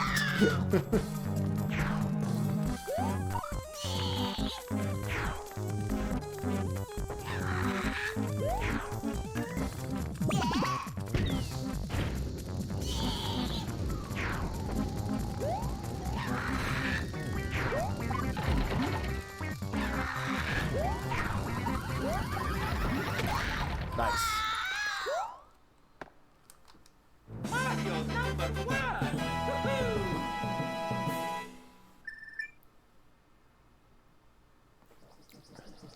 Oh, there it is. The game's done.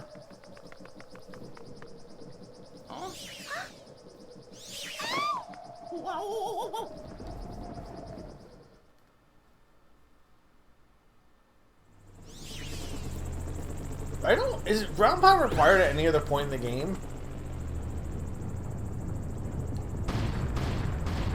Why did, like, Bowser Jr. just park that far away from the castle, by the way? Like, actually, why didn't he just, like, go... Like, why was his airship there? I get it, dramatic reveal, but there's no reason why he couldn't have, like, parked somewhere else. What?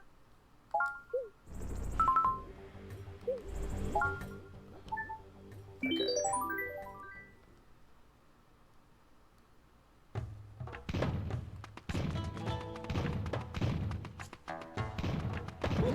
No, I should have looked both ways while crossing the street.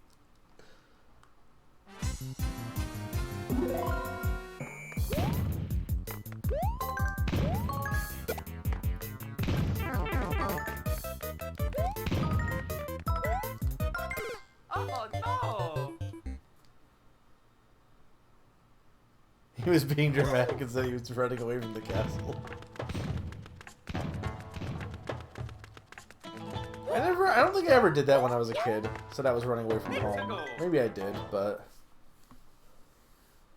Who, like, started the whole idea of you running away to go to the circus? Like, where did that start from? Like, it's such a... Is it just, like, a thing in, like, TV shows more than anything else? Because I feel like people have talked about it. But, like, I mostly hear it in kids' shows. Like, how many kids actually have run away and joined the circus? How common are circuses... That's like the first thing kids could think of. I guess, yeah, it happens in Pinocchio, and there's like, oh my god, it definitely came, we discussed, right? It came in the public domain. Because there's been so much Pinocchio lately. I think I'm Pinocchio'd out. But yeah, I guess that is a good instance of that happening, huh?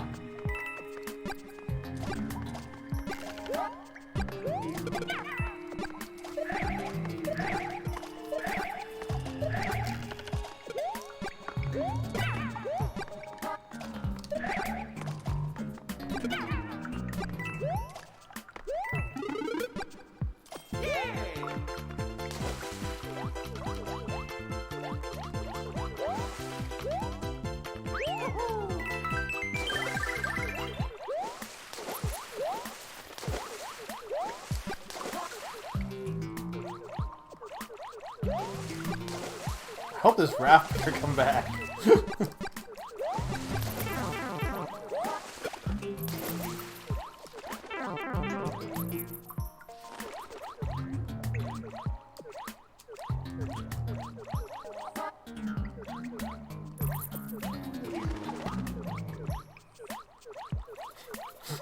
This is not good.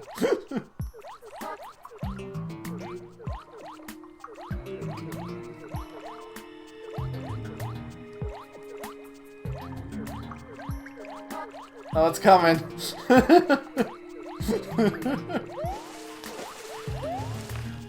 Okay, we're good.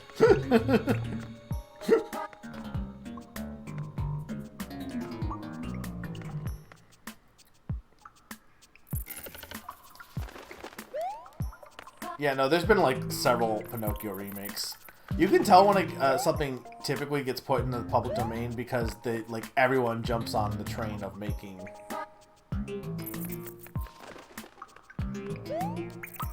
something with it.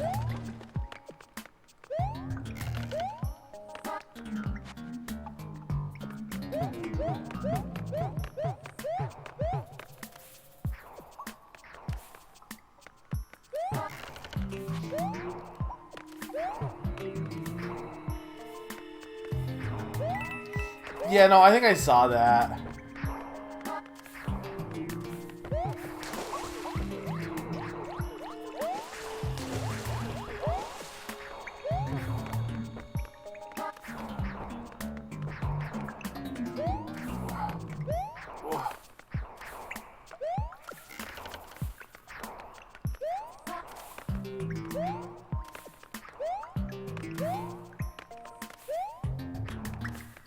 Gotta be close, right?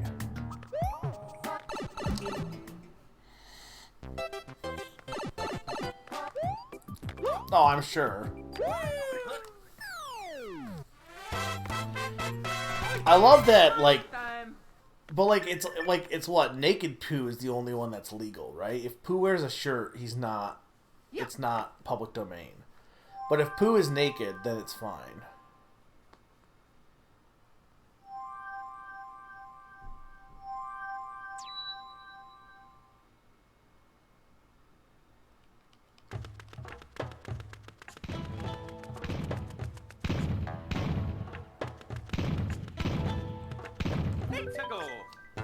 We're basically already done with this level. Who's even the... Oh, it's Ludwig. I'm like, who's the last Koopa we haven't seen? Is the order in this game the same as it is in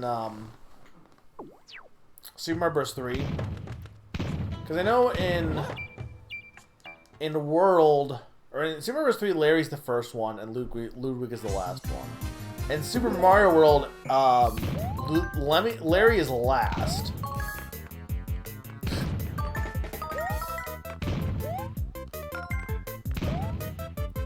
I believe it's Iggy who's the first one in Super Mario World.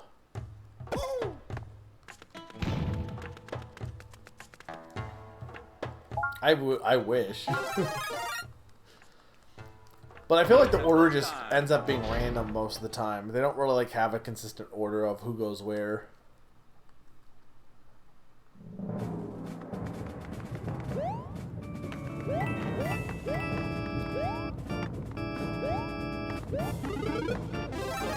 I was looking at the other day, it's interesting because there's a reason Larry is the best Koopling. It's because he's like the most normal looking Koopling. Because when you look at their builds, I mean, I guess you could argue when you compare to Bowser, Bowser's pretty big too. But like, Bowser is big. And Morton, Ludwig, and Roy all have heavy builds. But then meanwhile, you have Lemmy, who's very small and tiny, and you have Iggy now has become very lanky and thin. And because of that, Larry is the only Koopling with a completely normal Bowser Jr. type build to him, except for like Wendy, but like the only male Koopling with that build, which I think is interesting.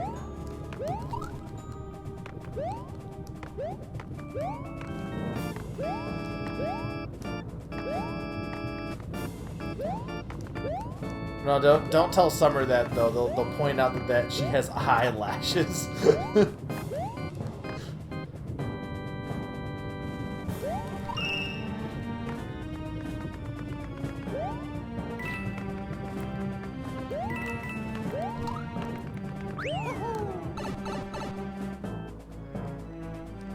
Is this okay? I'm like, this is an underwater castle, is it?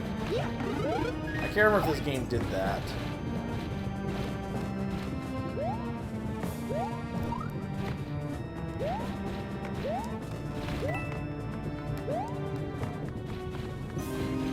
You know, I was watching last night. Totally Not Mark. You might know him because he was the guy who, you may have followed Team 4-Star, and they did their Boo Bits, and he's the one they did the review of Dragon Ball. They did it for, basically, that they did those Boo Bits for. He It's a good time. was then continuing and doing the filler reviews. So he was reviewing the episodes for like Dragon Ball and Dragon Ball Z. And what was interesting to me and I really appreciate about it is basically he was saying as a kid, like, I remember not liking this, but I really liked like the Gohan stuff at the beginning, the Saiyan Saga. He said he thought was a really good addition. In a way that like expands upon the material without infringing on the original material. And I think one thing that he kept pointing out throughout, because pretty much most of the filler episodes, not something like he was reviewing the episodes too, not like stuff like in between stuff like the Ginyu Frog stuff. He wasn't really reviewing individual snippets or stuff. It was specifically standalone episodes, things that could be its own arcs on their own. And he was basically almost every arc he reviewed, he said, honestly, like, you know, some of them were like really bad, like the fake Namek stuff, but most of them he gave favorable reviews for. I did not mean to shake the Wiimote. Yeah, he said the driving test was really funny, 9.5 out of 10. But he went through everything, and he's either they were like funny stuff or they were like actually stuff that added to the content mostly. I think the Boo stuff he mostly didn't like, but that's because, again, that was mostly extending stuff that didn't need to be extended at that point, because it was like just dragging things on that didn't need to be dragged on. Which I think is similar to like the Ginyu Frog stuff and stuff like that. But like people love to hate on the Garlic Jr. stuff, and he's like, actually, Garlic Jr. stuff is pretty good. But the point he was making, he kept making was, he's watching these isolated on their own, and I think what's interesting when it comes to people's perception of filler, I've talked about this before, but I think the biggest thing is people are impatient and they hate waiting for stuff. And he was saying, watching in the context of watching as their own standalone thing, it's not something that is like delaying my watching of something else, you know, because like usually the filler is like, oh well, I'm waiting for, it's just taking longer to get to the next thing that I know is going to happen. It's taking longer for the Saiyan invasion. I don't want to watch Gohan meet a robot front. I want to watch them fight the Saiyans. And if you're watching as its own content, that's not really that aspect is no longer a barrier, if that makes sense, because you're watching as its own thing. And I think in that context, he said it was, you know, watching as its own standalone thing, he can enjoy it more without it being a thing that, you know, is a hindrance. And I think that's what a lot of people see filler as, is like, well, they know what's coming up. They don't want to be hindered by this thing. Yeah, I think, like, the conclusion that he had is, like, most of the filler, like, arcs and episodes that were between, like, big events where they, like, just did time skipped in the manga ended up actually being pretty good. Like, all the pre-Saiyan stuff he said was good, except for the Bug Planet is the only thing he didn't like. He said the Gohan stuff was good. He said the stuff with, like, Yamcha and baseball and all that was good to add to the context of what, you know, what they're doing ahead of preparing for the Saiyans. And the Snake Way stuff is just fun, specifically because you don't get to see much of Goku in Z. So because of that, it's kind of cool to get some time to spend with him before he's pretty much gone for most of the series.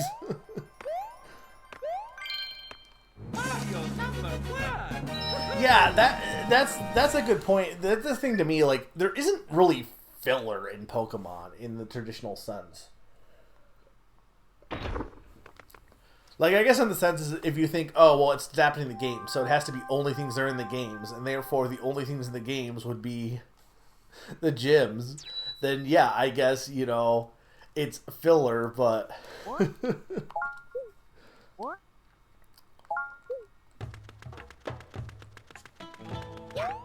It's a go time.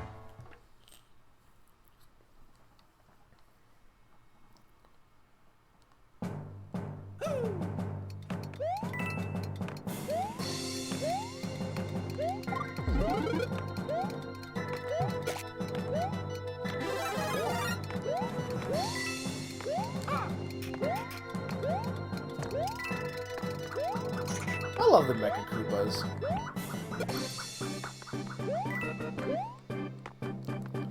Hang on, what was Pawn saying about that Lego? It took until building Lego Wendy to figure out the reason she has looked weird to me. Did no one else realize this? Like, I've known this my entire life that Wendy's bald. That's why I don't like Wendy. But everyone else... I feel like I'm the only one... I feel like I'm that guy from Animaniacs who's like... He's a chicken! He's a giant chicken! And no one else sees it. But I guess, like, when they were designing her, they were just like, well, the bow equals... And I mean, I get it, she's a lizard, but every other Koopaling, every other of Bowser's species has hair. She is the only one, which I guess, I don't know, maybe... She's also, I guess, the only female... I guess Bam Bam, right? Or whatever her name is, Pom Pom. And she's also bald. Well, no, she has a ponytail. No, she has a ponytail. But I was gonna be like, maybe just female Koopalings just don't have hair. Maybe they're just opposite of... That would be kind of interesting, honestly, if they went in that direction.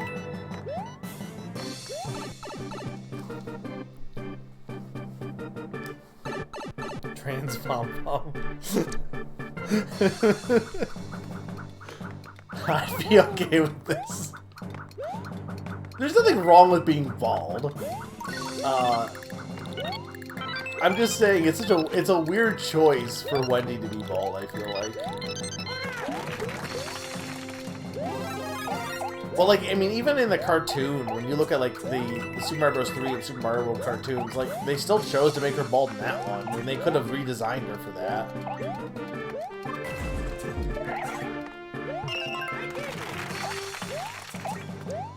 You can't be bald and also Canadian.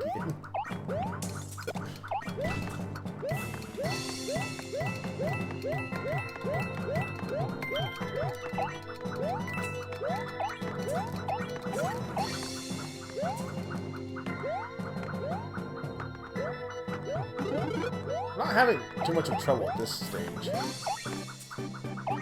We're 2 hours in, but we're basically only have one world left at this point. So probably like 3 hours, and then like maybe an hour of Mario Maker. Assuming I don't like suck.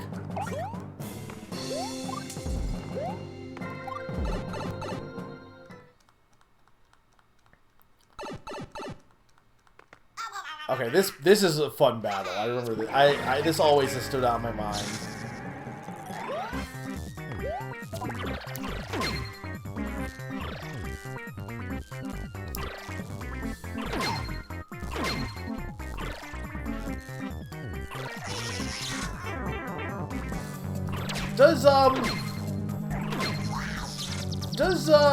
I don't feel like 2 does any creative stuff with the battles. I feel like the battles in 2 are all pretty much just boring rehashes of the battles in this game.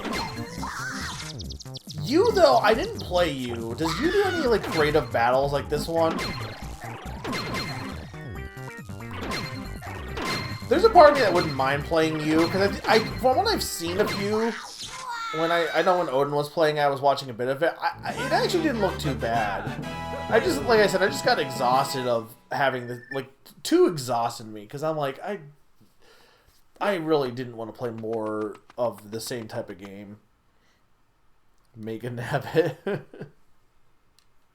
Well, like, from what I saw of you, there was some really fun stuff. What? What? Let's go. Alright, Cloud Kingdom.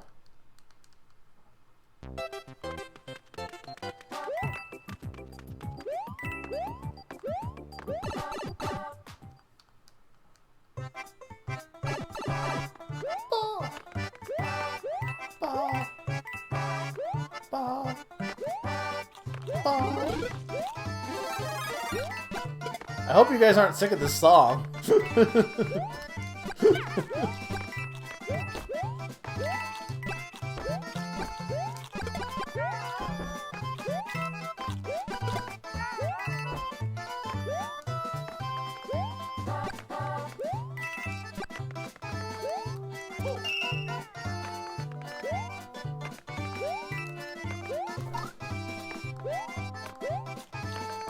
You know, we were doing the Yoshi Island speedrun, I know we mentioned at one point, and I think it's really, like, playing this game, like, you can kind of go fast, but, like, I feel like even, like, in Super Mario Bros., I guess Super Mario Bros. 3 kind of, I guess in World a little bit, but those games, it feels like Mario has a lot more stop and starting, and I love how fast you can just go in Yoshi's Island.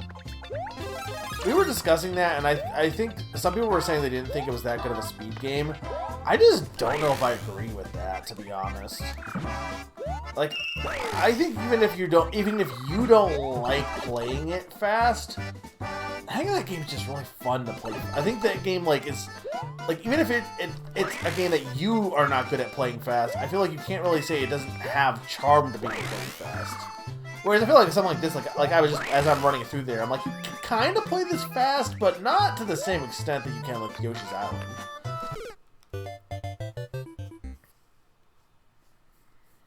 Yeah.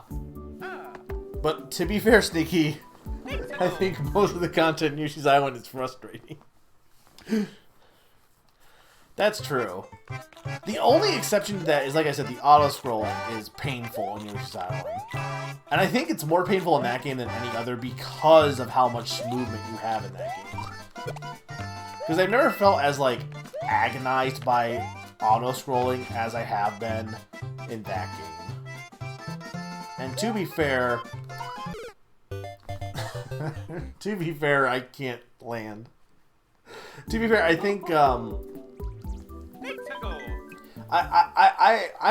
don't hate auto-scrolling. I agreed, when we talked last time, I agreed with, I think it was Odin who said,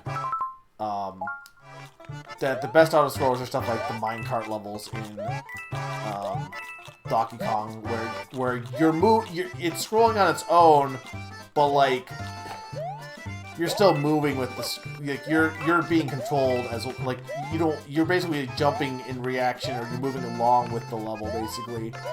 Because the problem with, like, something like, Yoshi's Island is you're pretty much just, you're already at the edge of the screen, and you're just pretty much waiting for the game to catch up with you, because you're so fast.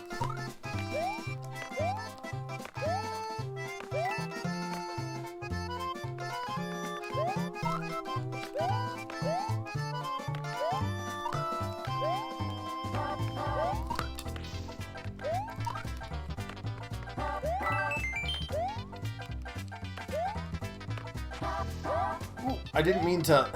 I didn't mean to slide there.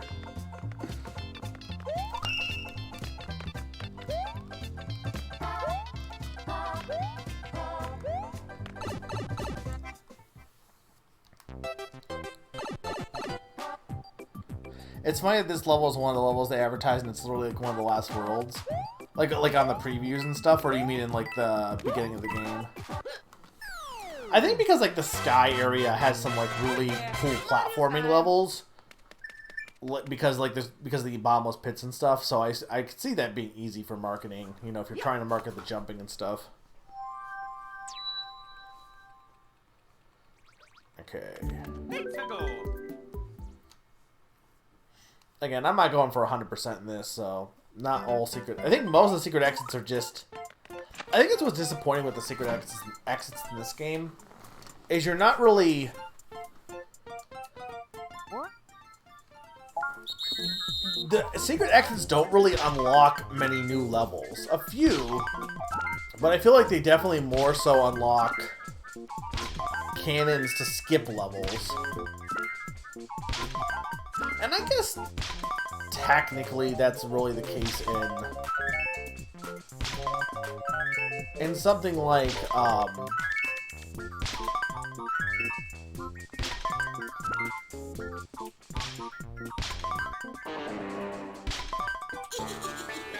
okay, well I got pretty good there. I guess in Super Mario Bros. 3 a lot of the like past levels well, no, you don't really skip ahead in that game. Super Mario World kinda, I guess. Let's go. But you also unlock levels as you skip. Super Mario Bros. 3, I guess the big thing is like you get the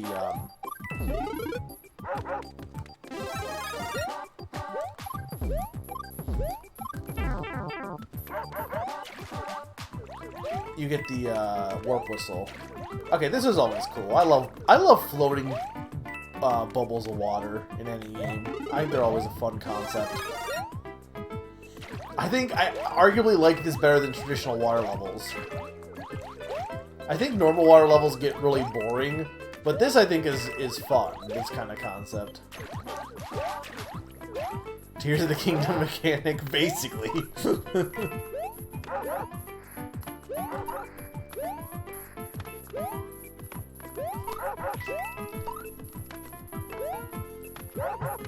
What is the point of this?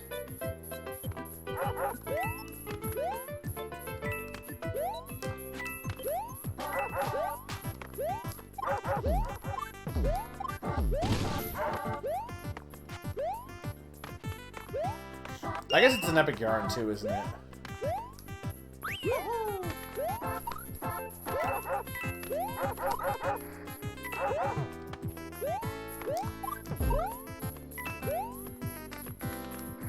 Why are there chain chops in the sky?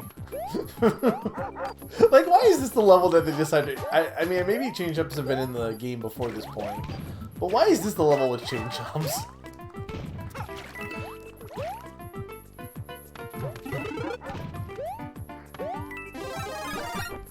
Yeah, oh no, Starfy as well. Right. There's more than you'd expect, actually. You know what? Remind me to make a Name That Game 2 category about that. What is the point of these up arrows? These are the most useless arrows I've ever seen, because you can just see the thing that it's pointing at. Like, Minecraft pickaxe. Will they actually? Wait, no, then they'll just, wouldn't I just die? Or are you saying when the time gets on, like, low? Either you're making a joke, or when time gets low, you're saying that they would just break free. Which is pretty funny if that's the case. Mario time.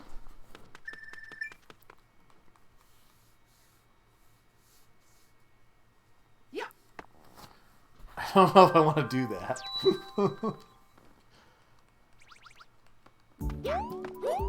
Let's go. This might be my favorite kingdom so far, honestly. Like, I've liked both the levels so far in this one. Oh, this one has fuzzies! Yeah, you know what? This is my favorite kingdom. Or I said kingdom. Is it even kingdoms, or is it just, like, the Cloudland? Like, do they have names in this game? Are they called anything besides just the place with clouds? Worlds?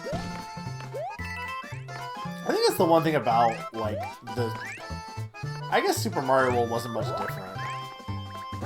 I guess really any of the Mario games. I think there's one thing to say about, like, Odyssey is, like, the Odyssey kingdoms feel like they are, to some extent, actual kingdoms. But, like, most Mario... And I guess Sunshine also. But I guess most Mario games, like no one lives here. None of this is livable.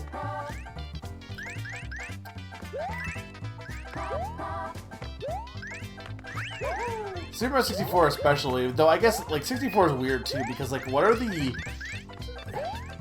Is it ever really explained what those worlds are in that game? Like, you go through them via the painting, yes, but, like, are they, like, actual areas that exist, or are they just, like, traps made by Bowser? Like, what? But people live there, so, like, I don't know.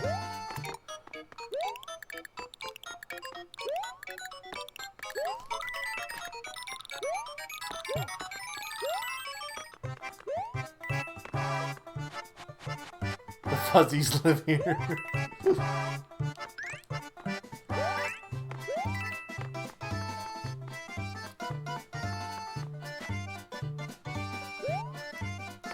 But I was thinking, like, does 3D Land make them feel more livable? And it's like, not really. Galaxy, I guess... Galaxy, kind of. Galaxy and Galaxy 2, they kind of do, and then they also kind of don't at the same time.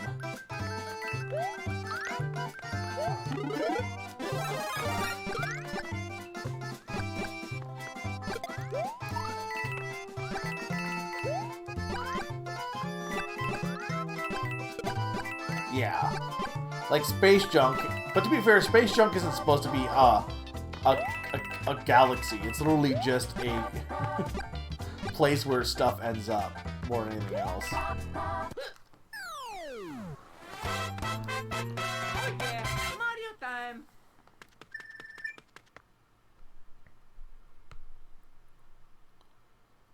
If you wait long enough, we all become free of our chains. True. Let's go. I always say that, like, it's interesting. Like, what game would we say does the best job of making its world feel like a livable world? Because, like, even, like, with Tears of the Kingdom, it's like, oh, Tears of the Kingdom has so much in it. Yeah, but, like, some of the villages just feel really bare bones compared to, like, a real-life village, right? I feel like Pokemon's like that, too, is it feels like, oh, this town has 2 houses. Like, it's almost like they're just, like, abbreviating the town, so you have to fill in the blanks mentally. But, like, is there a game where, like, the actual towns feel like actual livable towns? Final Fantasy VII is just one city. And I mean, like, more so than just, oh yeah, there's buildings and stuff. Like I'm talking about, like, a place that you could actually see people living in with, like, actual stores and an actual society. Like, you don't usually ever have that. It's only ever what it can give you as the player. Typically. So you're never gonna see a grocery store that has nothing for you, except in Alola, and in that game, for whatever reason, they decided to also make it feel like the most hollow experience ever. I guess you could argue that those towns are... It's weird, because they're the most livable towns, arguably, but they're also the ones that are the most lifeless because of that. Elder Scrolls? I can believe that, kind of, from what I played of Skyrim. What little I played of Skyrim. I will probably get back to that.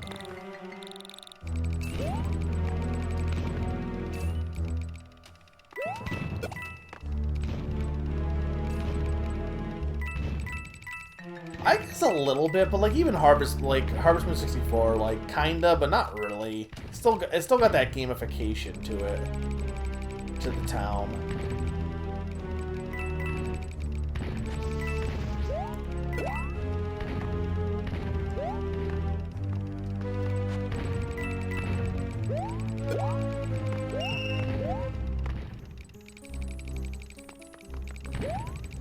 tell if there's something up there.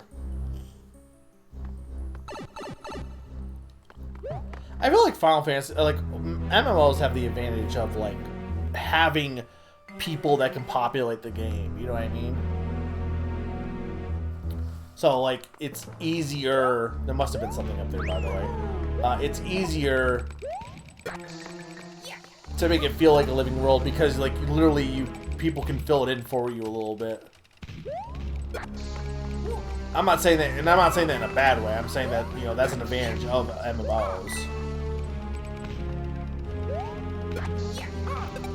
In real games, either your NPCs end up feeling hollow, or you just can't have enough NPCs.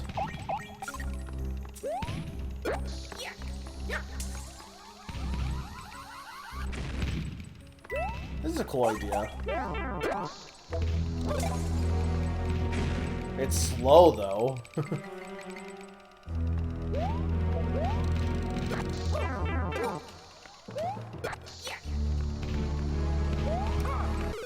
Dang it. Oh.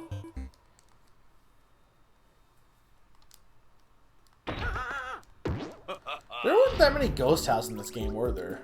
It's a good time.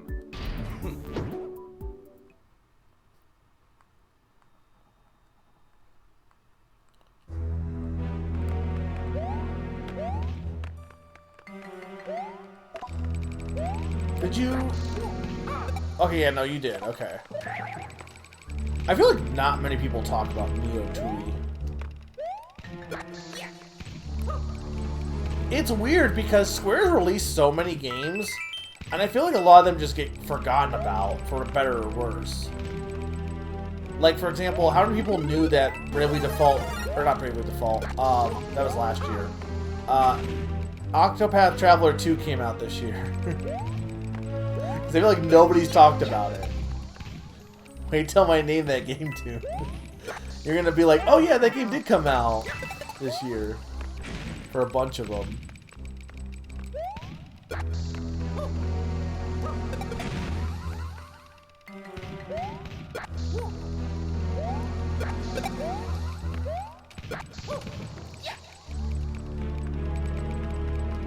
Whatever, I'll make that coin.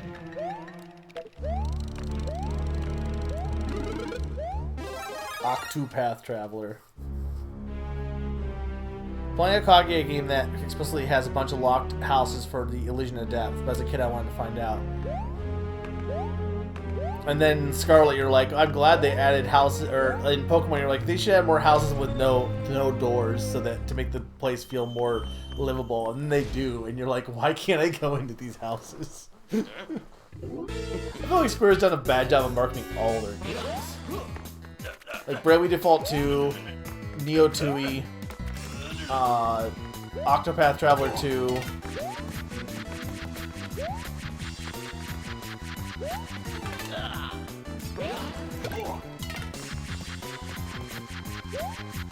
I'm getting better at this game, like the more I get used to this game's momentum. Where are you, Yoshi? There.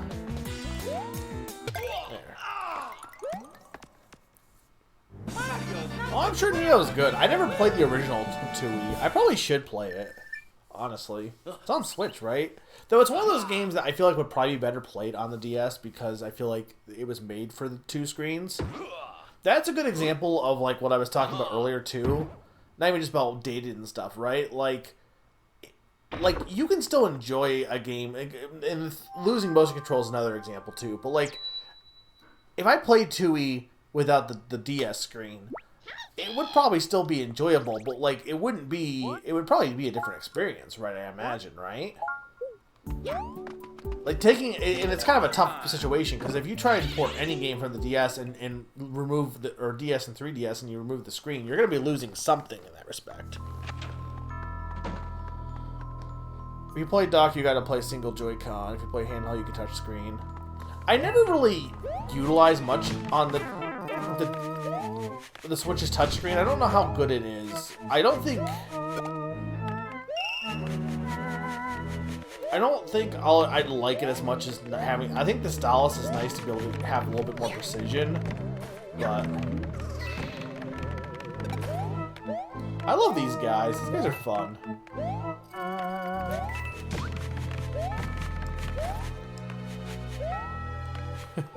Isn't this the level with the scrupulous finger?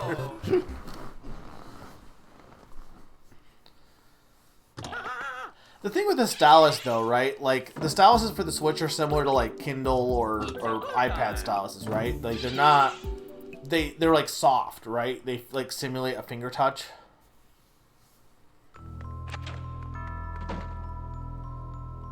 It's one of the more original DS games. I mean, I think there was quite a few DS games with some original ideas and stuff. I think the DS, I think I can easily say the DS is the best Nintendo system ever. Like, if you're talking about, like, which game system has the best library, it has to be the DS, right? I know it's gonna be like, oh, it's actually the Switch, but, like, I'm talking about original games for the DS. Or for the system. I probably would go with the DS as having the most diverse and unique library.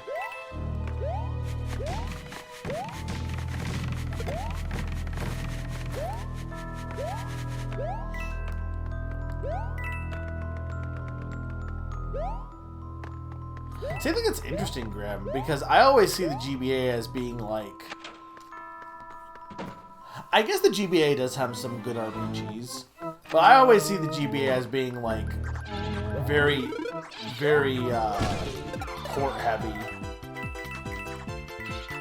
Similar to Switch in that respect, for better or worse.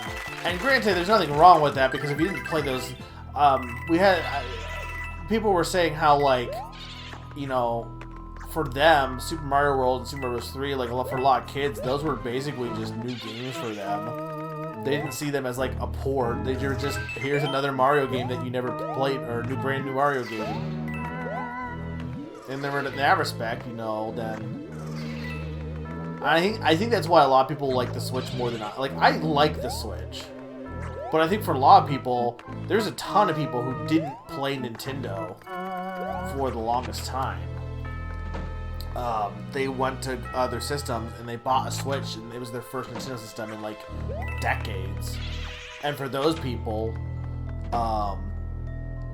like, it's not like, oh, the Switch has a bunch of remakes and ports. It's the Switch has, like, all of the games. And, you know, I get it. For those people, it's fantastic. For me, who's been following up on Nintendo for, like, most of his life, it's still fine.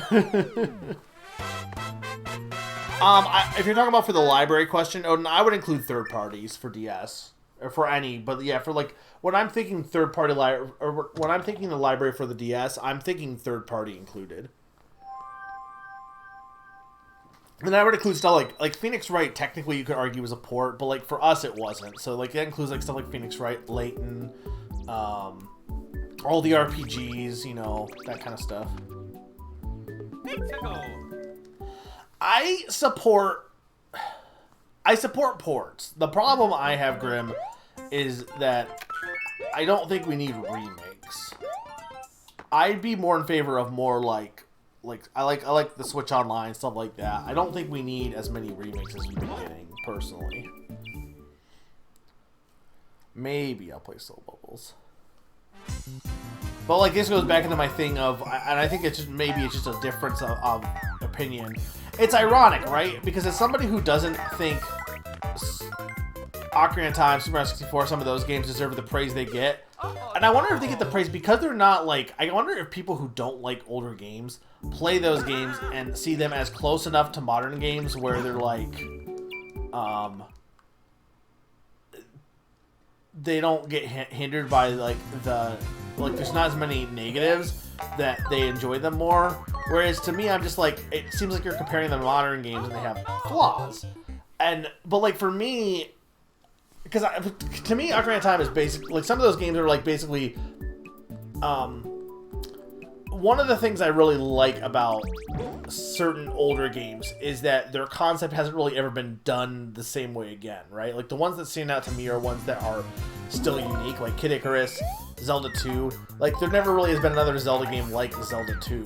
And there's been some indie games similar to Zelda. I'm living here also. there's been other Zelda games like, or other indie games like Zelda 2, but because it's kind of its own original concept, more so, it kind of ends up, like, to me, being a more fresh experience because of that. Oh, he's just dead. I didn't know you could do that.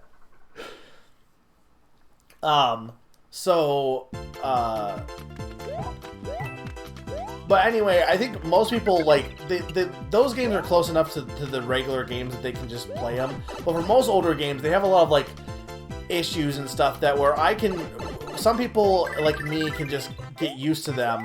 Other people want those edges smoothed out more. And I think for me, well, I can look at Super Mario 64 and be like, oh, this game is like, you know, later Mario games, but not as good. Everyone else can be like, this experience, like, I don't know, it's... I guess I'm not really making a point here. More I'm just saying, like, I think there is something to be said about presenting games in their original format. I don't think every game needs to be remade, and I think there's this mentality, too, that if you've played the remake... Because I agree with Odin. There's this mentality that the remake replaces the original. So, like, there's people who are like, oh, well, if you play the remake, there's no reason to play the original. And I think, at the very least, I can see the advantages to playing a remake and enjoying the original game because... Or enjoying the remake because you have the context of playing the original game. And so that's why I think one thing I haven't been in favor with is a lot of Switch remakes are not only taking away development time from, like, potential smaller projects like we saw on, like, the DS and 3DS, but also, like, you're not getting that context of the original release anyway. It's not like people are playing, you know, both of them.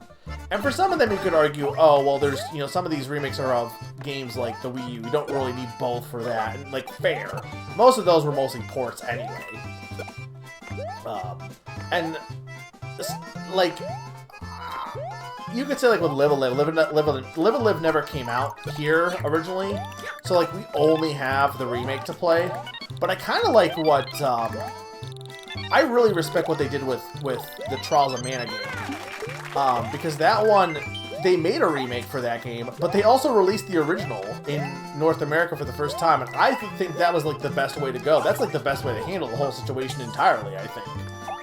I mean, I don't know if you really need a remake, but also that remake, I'm pretty sure, is, like, very different from the original, too. So, like, I think that gets no complaints from me. You're doing something completely new with the idea, with the remake, so it's not, like, the same game, but again. And on top of that, you got the original. So, there's not really anything to complain about there. Yeah. And I think that's, yeah, basically, more games should be like Trials of Mana. That's my opinion on that. Yeah, Mario time.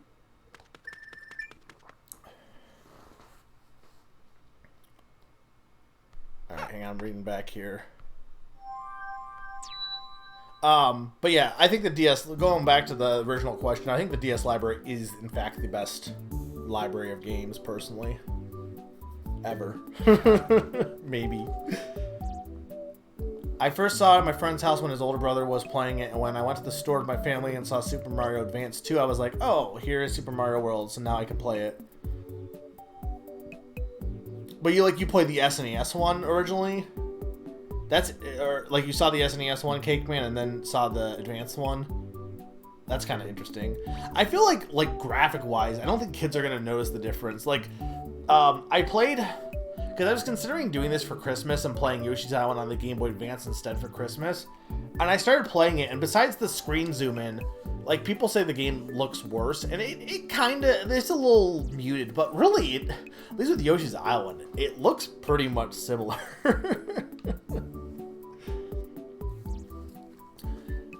Yeah, okay, The Last of Us 2 is the perfect example of what I'm talking about, Grim. So, like, we do not need a remake of Last of Us 2 on PS5.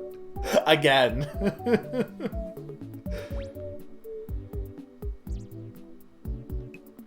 Yeah, remakes can be flawed compared to the original, but I do think a lot of people tend to think, like, if... Like, for example, there is a ton of people who believe that Soul Silver is better than like a straight up replacement for Gold and Silver, and there's no reason to ever play Gold and Silver for the Game Boy. And I don't really know if that's. I don't think I subscribe to that thought. The more I think when I was younger, I kind of did believe that, but the older I get, I kind of don't really feel like I believe that too much. You get a lot of games where they're so similar that like you can see that, like where not so much with Soul Silver, but like there are a lot of games like Chrono Trigger DS. You could argue, oh well, that game is basically the same but with enhancements. Might as well be a replacement. And that's why I think more remakes should be doing their own thing anyway, and not just be like staying so close to the original. But yeah, the Game Boy Color sprite art is really good.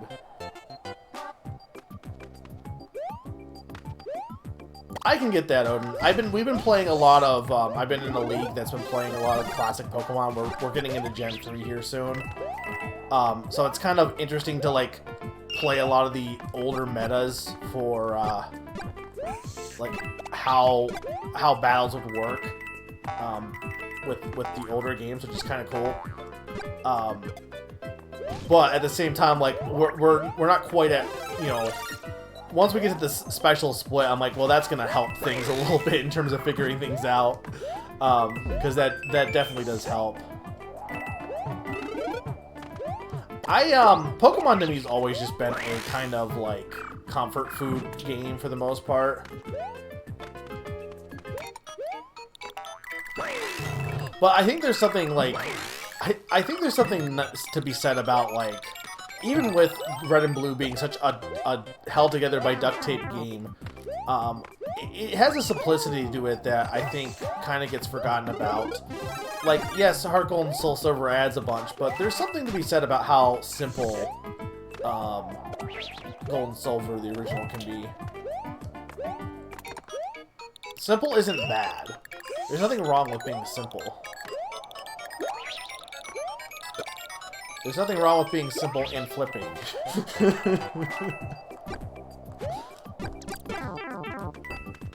What are these guys' names? This world has so many weird enemies, like these guys. I'm not simple. Wow, some are so mean. Is this guy named Blowy Joey? I'd love a mod of Gen 3 that implemented only that. I'm sure that exists, to be honest. Yeah. I mean, to be fair, I don't think there's anything wrong with playing mods. Like, when my one friend's been playing a game that incorporates, like, it's a Radical Red that incorporates, like, all of the new Pokemon, but to an old Pokemon format. And while I don't necessarily see the appeal personally, I think it's cool that like someone can experience some of the new Pokemon in a way that they're more comfortable with too at the same time. I don't think anyone should. I don't think where I draw the line is I don't think you could say, oh, Radical Red is a replacement for the newer Pokemon games. That's where I think some gamers get in the mindset of like this game replaces this. Like people love to like have things be clean and categorized. Life is messy. You don't, like, as nice as it is to be like, oh, well, there's only one definitive Pokemon game, it's this one. Like, there's nothing wrong with there being, like, a good example is, and I get why people get frustrated, but, like, Pixel Remaster for Final Fantasy comes out, and Final Fantasy V has, like, doesn't have some of the stuff in the Game Boy Advance games, right? And while that kind of sucks, like, I'm okay with not having a definitive version with everything. There's nothing, you know, like if I really wanted to play it, then I think in my perspective, right, part of the reason why I don't like playing like the remakes and stuff is a lot of times remakes end up being the same game but again. But if I ever did want to replay something, that would be something I'd be like, okay, I want to replay Final Fantasy V, let me replay the GBA version and see how that is, you know what I mean? Like let me have those versions for good replayment value at the very least. I don't know if I will, but like, I don't think everything needs to be definitive, even though I get the desire to want a definitive version, you know?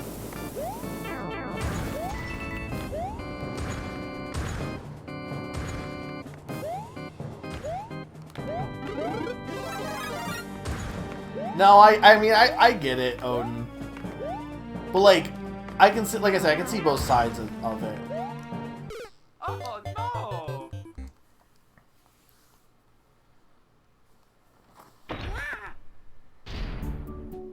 If I like a game, I'll play a mod. It's fun to get a fresh take. Yeah, and I can get, like, I mean, it's no different than, like, say, like, a Link to the Past randomizer. Like, that's basically a mod of that game. And I like that more than the original Link to the Past at this point.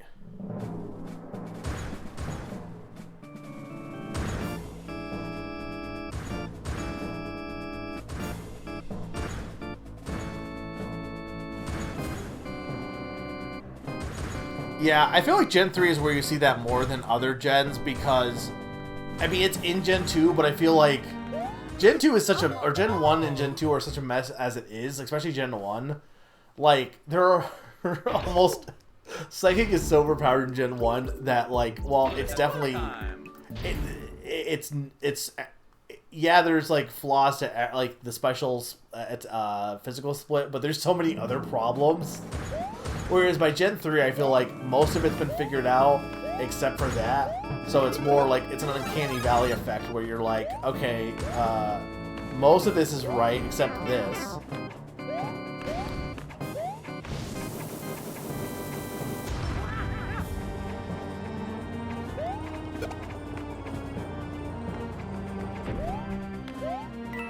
There's a pipe down there. Can I get down there?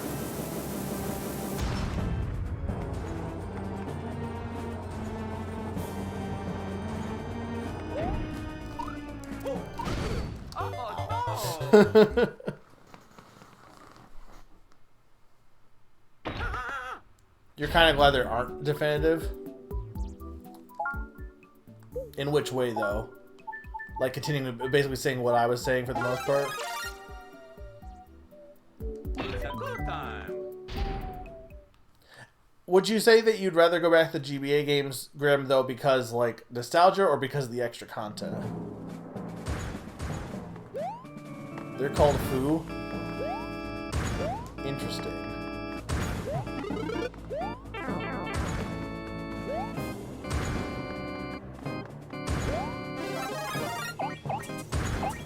But consider GBA sound chip.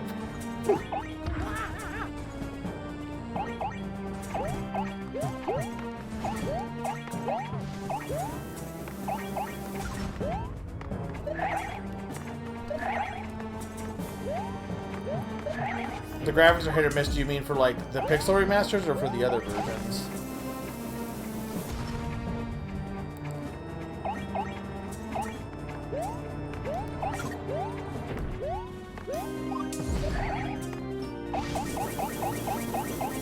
Pixel remasters. Whereas if, okay, I see what you're saying. If they were definitive, you would feel like that would be the version you have to play, and yeah. And I can get that.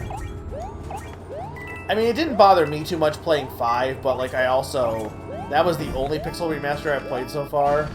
I'm still not sure which version of 6, when I play that, I'll go with, because I do own...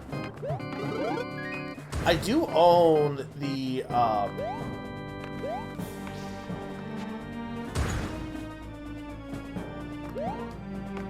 the one on a Wii Virtual Console. Oh, but you... Okay, I see. You think that they did a good job with 5, though.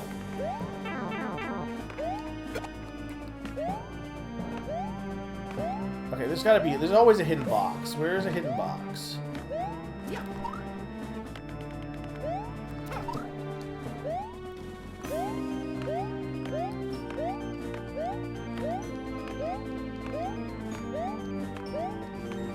Right.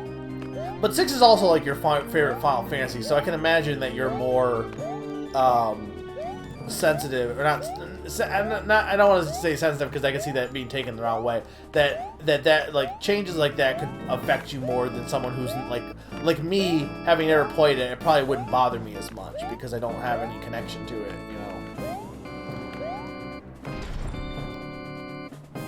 The Steam version, yeah. I mean, I think the sprites in that work in the original, like, the phone versions always was pretty ugly. Okay, can I beat Ludwig being small? Can you beat Ludwig without any power-ups?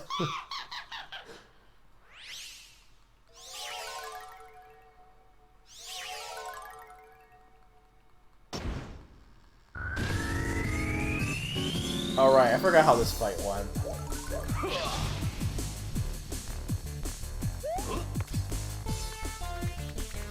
Yeah.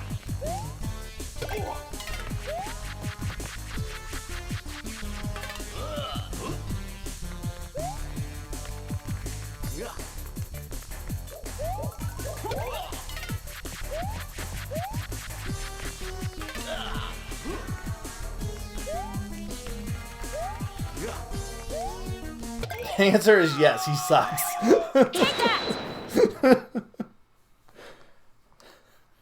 Thank you for the bits, Q. I really appreciate it. Mario number 1. Woohoo! I don't know if I want a Chrono Trigger. That might be one that actually I'm with Odin on with like it. Not that I guess here's the thing about Chrono Trigger. I didn't like play as a kid, but like I mean, Chrono Trigger is weird because I let's played that game, but I let's played it when I was like I had only played it recently, and it's one of those games that like it's one of my favorite games, but also like it's weird that it's one of my favorite games because it's one of those it doesn't do anything unique like a lot of my games I really like. It's just really good, and it just feels weird to say it's one of my favorite games because it's just a solid game. It's just good. Well, we have, but like it would be changing the look of it, and I think the game already looks really good as is. Whereas I feel like making it HD 2D, I don't know. Like most of the other HD 2D games, like Live A Live is HD 2D, but like the original Live A Live, like looking up looks of it, you know, I think the HD 2D, you know, actually enhanced it. I don't know if it would for Chrono Trigger. I'd have to see it. It's a good time. All right, final boss. I know we already were done with World 8. We just fight Ludwig and immediately just go fight Bowser.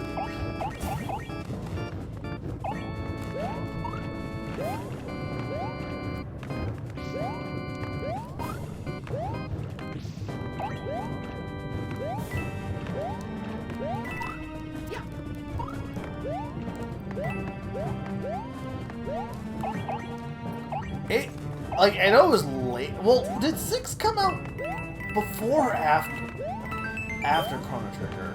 I can't remember. But I think it came out after. But, like, it probably is, like, the best looking SNES game, maybe. Or one of. I don't know how much Akira Toriyama helped with that in terms of, like, I know he did character design, but, like, a lot of that was, like, the promotional artwork. I don't know how much that affected.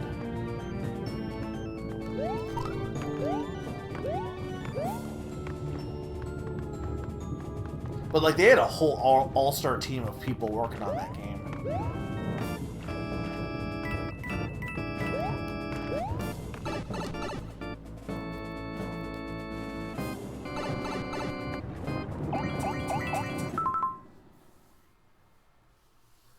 Yeah, it is weird that position was such a big thing, and I feel like that's interesting because Radiant Historia you really like Pawn, and that is a game you can control the position in. But yeah, you just kind of like end up with location. That is something that Sea of Stars kind of does a little bit in points. That's not really spoilers because I feel like that happens pretty early that you get moves like that. But like I believe there are moves where you can like adjust position a bit in that game, and Chrono Trigger you really can't. Even though it has team attacks that, like you said, do require you to adjust position.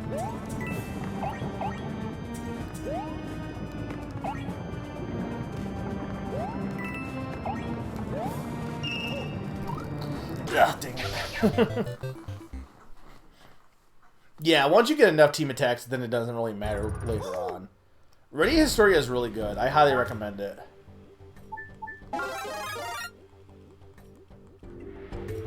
Though I guess the only way to play it right now would be, I guess the 3DS version or DS, either one. I never played the 3DS version, so.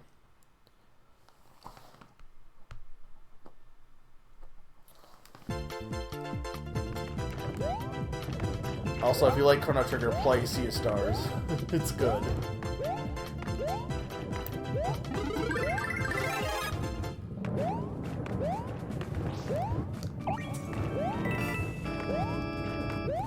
I should have just played it safe and not even got that star coin, because I'm not going for 100%. Because that section kind of sucks, actually. No, I can get that. As much as I was talking about like how I play Katamari, at the same time, if you're like the worst thing you want to do is play a game that you're really enjoying in a mindset, whether it's being sick or otherwise, that you're not enjoying, like you're not, you know, that would hamper the experience. Because I've done that where like I just know I'm just not in the right mindset for a game, and I know if I play it, I'll just not like it because I'm just being grumpy or whatever. Yeah, that version's not coming, or no, it's digital only right now, right? I had to play on Game Pass because it was on Game Pass. And unfortunately I can't, Xbox is not portable.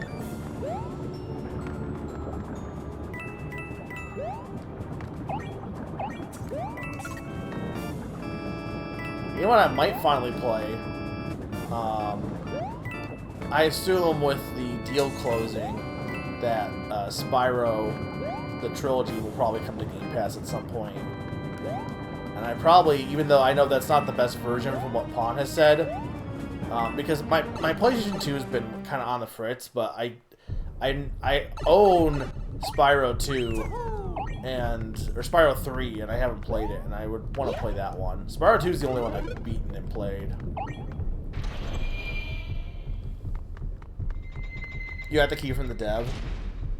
Yeah, I mean, like, if you got a Steam key, then, you know, no reason not to use it.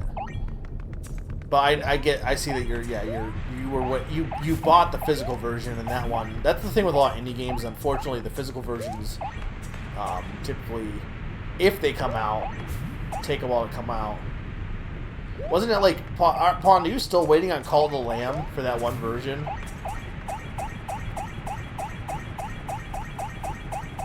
They said no, APCA. What's APCA? Well, yeah, but 2024 is only like a month away or 2 months away.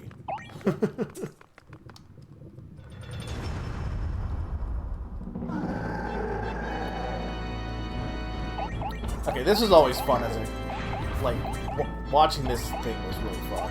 Or what happens here. Can ice balls not hurt him? Okay, well, what? Can I not get through you?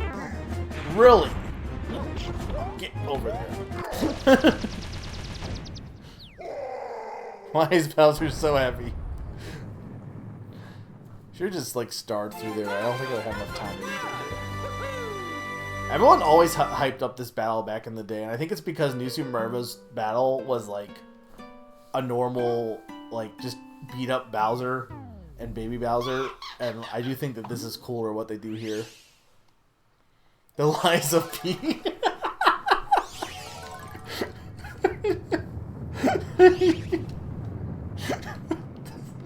Never not gonna be funny.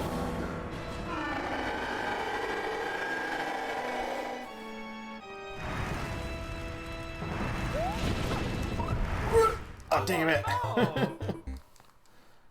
Okay, good news is there's a checkpoint right before the boss.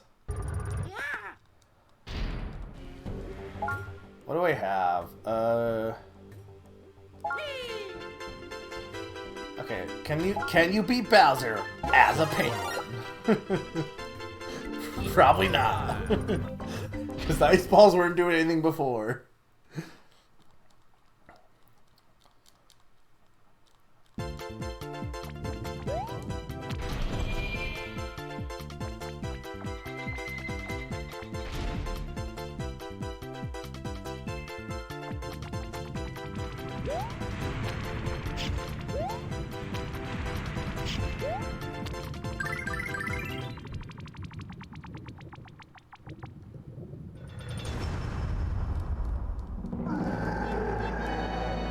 See, this is talking about, like, livable. Like, what is Bowser doing in this room? There's nothing in this room.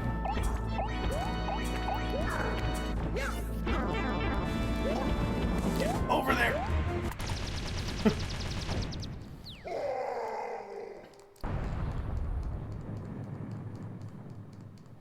Mario #1! Woohoo!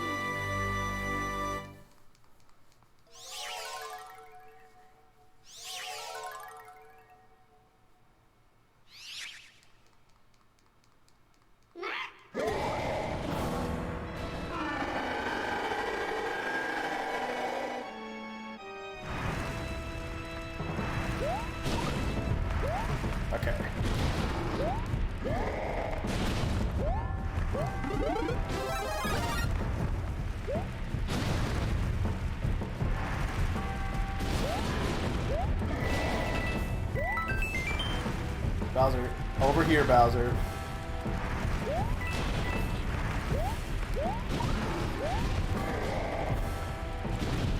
You know, playing this again, as cool as it is the first time,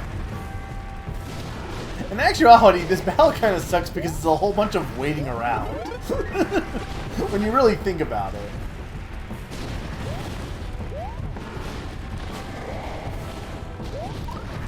Okay, you can't climb up there.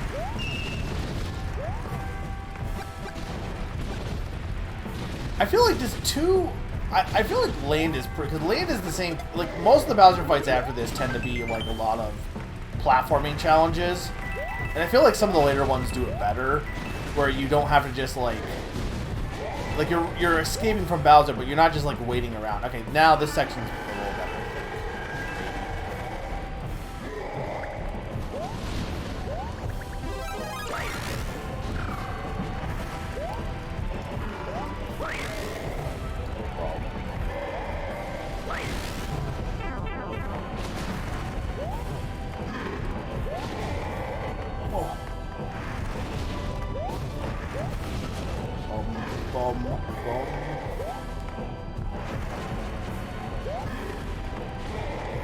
Was there a Goomba that got hit?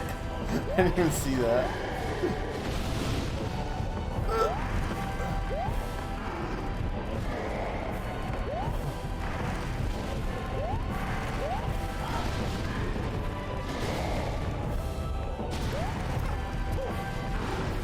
Yeah, okay, this section's fine. The first section's kind of like goes on a bit too long.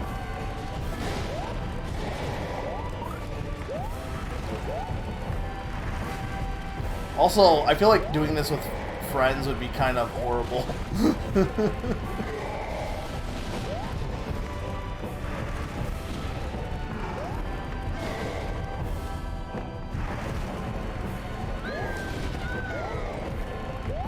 There we go. Oh, it's absolutely horrible, speaking of experience. Galaxy 1's, I think, is pretty fun. Galaxy 2's is not really that great, to be honest. I don't remember 3D Worlds. Thank you for the GGs. I don't remember 3D Worlds. What is... Oh, it's the cat. Oh, right. You climb up the tower and he's a cat. Okay, right. That one's kind of cool, actually. Odysseys is kind of lame. People like Odysseys more so for the after battle than the actual battle. I love how long that boss battle music is for a fight that does not last long. Yeah.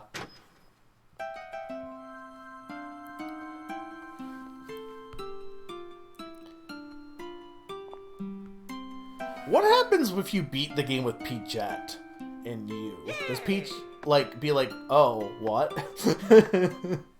Is that a thing? I'm sure that's a thing, right? I guess if we're counting the RPGs, there's some good Bowser battles for that, yeah. I think Paper Mario's sequence, I mean, that's like one of the only games where you... There's only 3 Paper Marios where you fight Bowser. As like the final boss. I guess you fight Bowser in other games, but other Paper Marios. But there's only 3 where he's the final boss. Sticker Star where he doesn't talk and it sucks and it's bad. Color Splash also has its own problems, for similar but a little bit different. So of those, easily Paper Mario is the best Bowser finale for sure. I guess yeah. And then yeah, even in Mario and Luigi, like I think is Dream Team the first time that you fight Bowser, like as the final boss? No, shut up! I don't want to do that. Also, imagine the ruler of the kingdom of your kingdom you're living in being like, "Oh, did I tell you about this secret world? Did you know that there's dinosaurs in the Lost World?" Well, this is fun. Yeah, this game is much better than not say better than I remember. This game is much better than I feel like the exhaustion from the new Super Mario Bros. Games made me believe. I think this game still holds up quite well. Do I think it's like life-changing? No, but I think it's fun. It's a fun time. I'm glad they're doing something different for Wonder, 100%. But I'm also I think when this game came out, it was fine. What New Super Mario Bros. Wii and New Super Mario Bros. 2 were doing were fine at the time. I think you and 2 should have done something different. But I think there's nothing wrong with this game. I think some of the I do think some of the power up does not like levels. Like, the use of power-ups is a little wonky in this game, but I think it's excusable because you gotta keep in mind that this game was, like, designed around, multiplayer, so. They have other character AI ducking and turn the music. Look, it's very good. That's the best part about this game is the boss. Frozer. I don't count I don't count any of those fake Bowser's Possessed bosses. No. I'm talking about, like, actual Bowser. I never played Paper Jam, so I really don't know how that game is. I mean, I think when you think about this game for the 2D games, right, it's probably the best, most interesting Bowser fight for the 2D games, right? Because Bowser in 3 is just make him fall in a pit. First one is just the same thing that you've been doing the entire game, which is kind of like how New Super Mario Bros. Does the same kind of thing with that Bowser fight. Worlds is fine. Worlds is kind of annoying, but like it's I guess kind of creative with the Koopa car. I guess if we count Yoshi's Island, that battle's pretty cool. With the baby Bowser. Let's see, 2D games, so... Yeah, I don't know what happens in U, and I can't remember what happens in 2, to be honest. And this one's probably the first one that I think is kind of unique, making it more of a platforming challenge. Dream Team felt bland, and Paper Jam looked blander, so I passed on it for that reason. It's a lot more land level, same level design in every level than 2 and U. Yeah, I mean, I wouldn't say this is my favorite Mario game for sure, but yeah, I feel like the levels are a lot more different than I was thinking they were going to be. They do have a little bit more uniqueness to each of them, which is nice. And like I said, I think a lot of my distaste for the series 100% comes from 2 more than anything else. So, oh, it's Larry! The best Koopling! The best Koopling! See, they know! They know! They know! They know.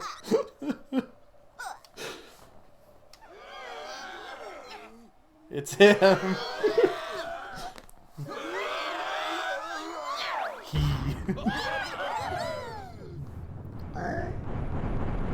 And then Bowser died.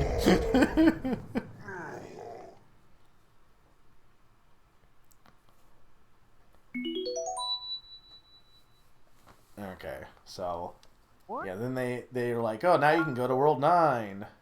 I don't think I'm gonna do this, but let me see if I can do anything in World 9.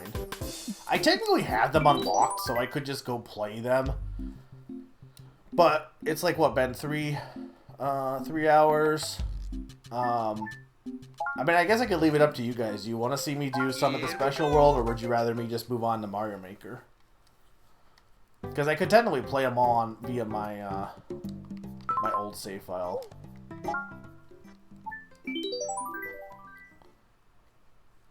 Lemmy's good. I really like Lemmy. Yeah, so you had... Okay, right. So I can't unlock any of these because I didn't get any star coin in all of them. At least 9-7 and 9-8. Alright, yeah, we'll do that real quick. Hang on. What?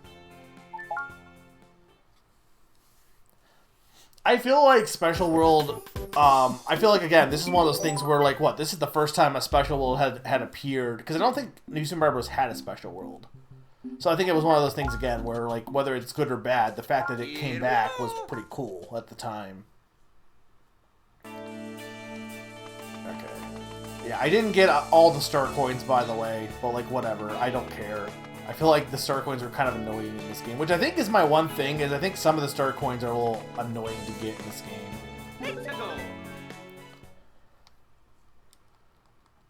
Is 971? I think it is. Oh yeah, it 100% is.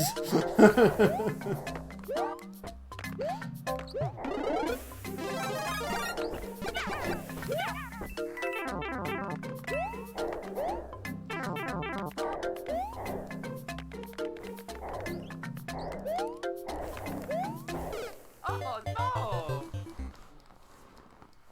9-7 is definitely what I thought it was. Do I even have... Okay. See, let's try... What happens if I mini Mario? Can you beat 9-7 as mini Mario?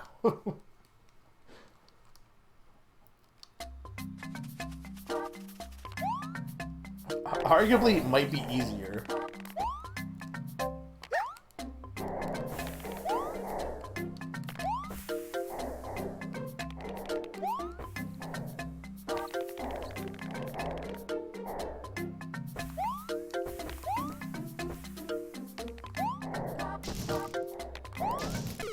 Oh, damn it!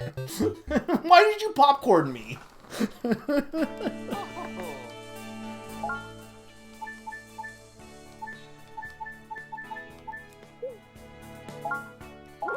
Oh, that's... Oh, I guess we're doing this again. I wasn't going to use the mini mushroom.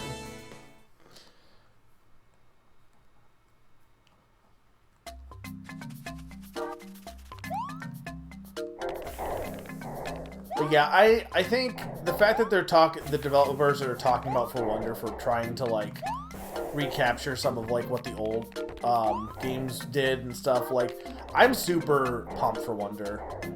I looked at my target, they didn't have the demo. I don't know if I really would want to play the demo, to be honest, but from what I've heard, it's really good. So people who played the demo have been really happy with it.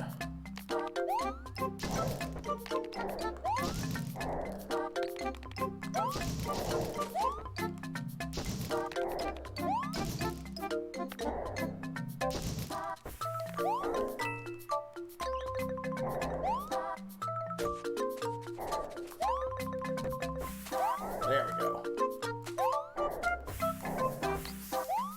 Do I dare try for that star coin? No. There's no way I'm getting through this.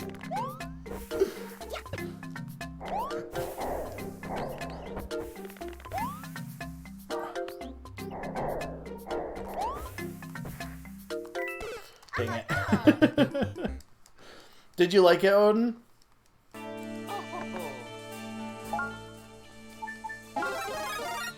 Awesome Mario Maker level. Well, we're getting to that next, because we have plenty of time for that. I probably could have finished this in one stream, but I feel like I made the right call to make it 2 streams, to be honest.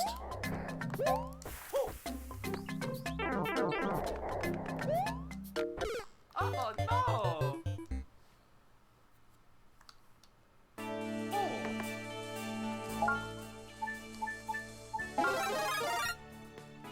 I honestly wasn't doing too bad with Mini Mario. The problem is that that section with the piranha plants, which is why I didn't get that star coin. It's kind of hard to do that with a demo. Like okay, not with a demo, but like with a store demo, right? Because like you only have so much time, and you're also in an environment where you kind of have to like. I don't know if anyone was waiting at your demo spot, but I don't know if that was ever. I can't remember if that was a thing where like when I was younger, if there was like people who would like. I feel like I probably played it quite a bit, or played a demo quite a bit, and then people were like, "Could you let other people have a turn?" Dang it. A full world. Oh, no one was around? I guess it's not like the 90s. But I feel like nowadays, like, you know, I feel like as a kid, going to the store was like a cool thing, and like, also I'm an adult, but like, also, like nowadays you can just like, get a lot of that experience you can like most shopping can be just done online nowadays. So.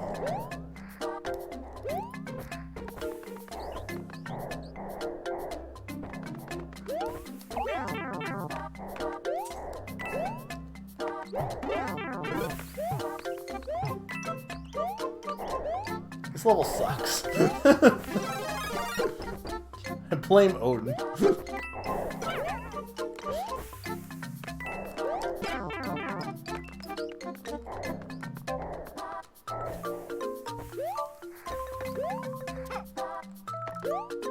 I don't think spinning would give me enough.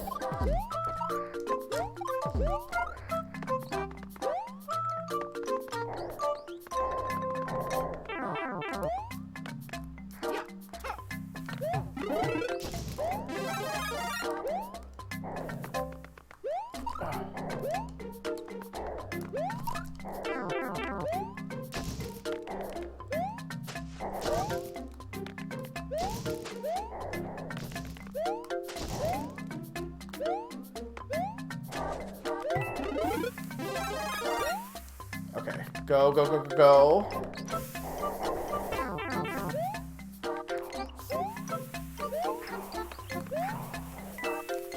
Dang it. Oh, it was late at night. Okay, that makes sense then.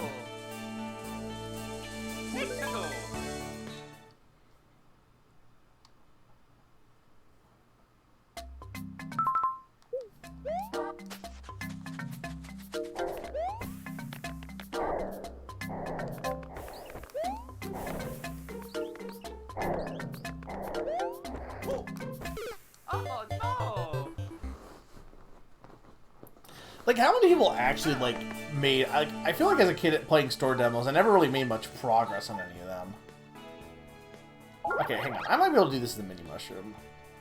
Can you do Mini Mushroom and Starman, though? You can. Okay. Jeez.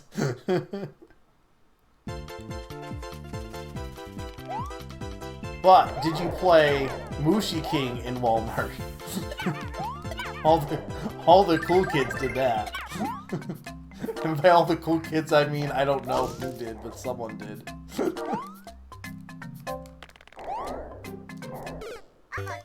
God.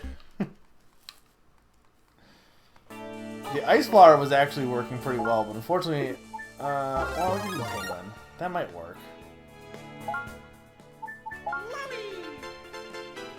A non-zero amount of people played Mushi King in Walmart.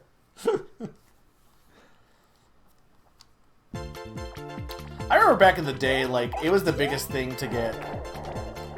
Like, I feel like nowadays, kids don't use, like... I mean, to be fair, probably... Debatably, complete waste of time, but, gumball machines and stuff like that was always, like, a thing that was cool for me as a kid. I remember there was this one machine that you'd put, like, a coin in and you get, like, these cool stickers, and I had a whole collection of these, like, really sparkly, big stickers that kind of had, like, 70s motifs. And I feel like going in the store and, like, obviously there's, like, claw machines, but, like, going in the store and having, like, all these cool, like, gumball machines to put money into, I feel like nowadays they're either bad or maybe they were always bad and we kids just were into them. That's pretty cool, having like arcade games in there. You play this at a kiosk in EB Games. I feel like they don't have that right anymore, like a GameStop or anything. Well, they don't have EB Games anymore, but well, in Canada they might. I know they don't. They used to have EB Games here, and then it just all became GameStop. Why does the penguin make a sound? Also, it has a unique power up. It's really funny.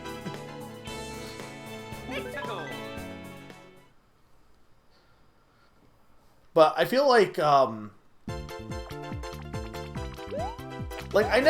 never played a game for a demo, or I never played a demo for a game with the mentality of, holy crap, this new game is coming out. Like, I feel like as a kid, the concept of playing new games really wasn't, like, the same as an adult, if that makes sense. Like, there's definitely this sense as a kid that you're just, you know, games just pop into existence. Like, there's not the sense of anticipation that adults give things, I feel like. I never remember having as much, like, of a, like, for me, I know saw commercials of, like, Mario Party and Smash, and I was like, oh, I should play this game. But there was never this anticipation of, like, knowing this game was coming out. Even once I started, like, reading Nintendo Power, I didn't have this. It didn't have the same feeling, for sure.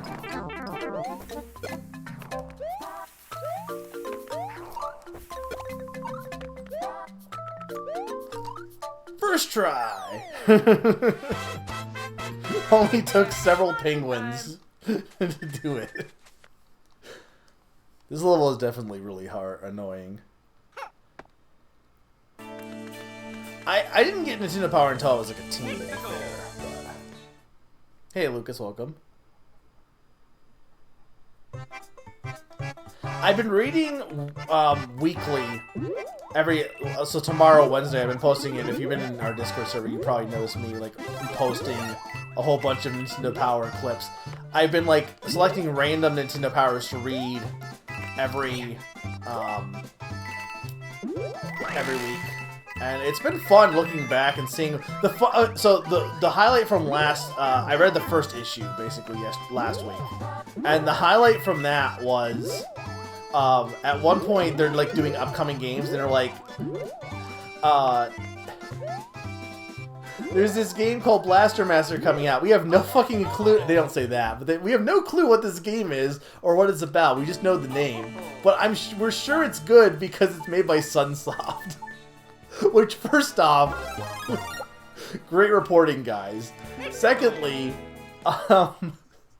at the time, and probably even now, like, Blaster Master ended up being good, yes, 100%, but Sunsoft, not known for their good games.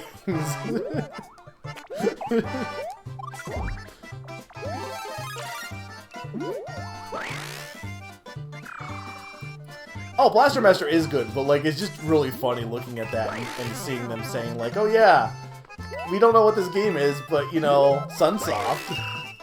It's like, hey, I don't know if Sunsoft is exactly the role model I would go along with for that. Or not role model, but you know what I mean.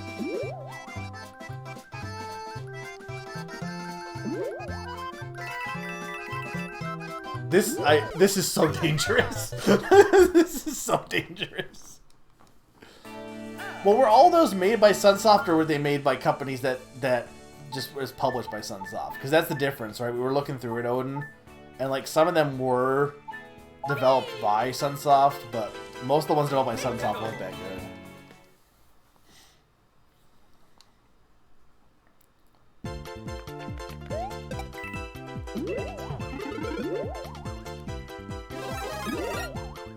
Because, like, I think Nara was saying how one of the games everyone talks to was, like, not even a game made by them. They just published it. Why am I replaying it? Because this is my other file, so I didn't get all the star coins in this revisit, and I'm just showing off these stages, some of the stages, because I haven't yet. Is this the most canon Waluigi's ever been to in mainline Mario?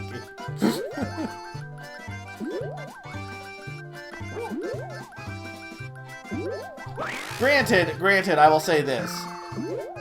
As much as I, after having said the whole conversation about not going by what people have said, fair enough, it's quite possible there are some actual developed Sunsoft games that are probably really good. But I just know, like, I played a few of them, like Aero the Acrobat, absolutely horrible. Not a good game. They also made, like, stuff like Zero the Kamikaze Squirrel and it's Mr. Nuts or whatever. So I think that was them. Granted, those were S and S, but... Oh god, oh god, oh god!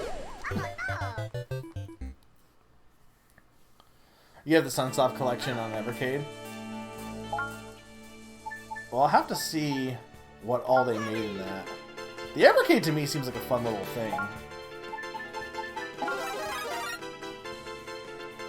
Nintendo. But anyway, regardless, I still found that comment funny. But it's cool reading back and like seeing people like the best thing I think is seeing stuff like the Mario or not Mario, the letters that people will give. Like they'll send in letters to the editor or whatever, and seeing some of the responses there are pretty funny at times. Or like there's been like Pokemon builds, and I think there was one point where they built like a was it a special built Absol or something that was like supposed to be like this really good Pokemon to tackle the like, I think it was for like advanced. I think it was Absol. I'm pretty sure it was Absol.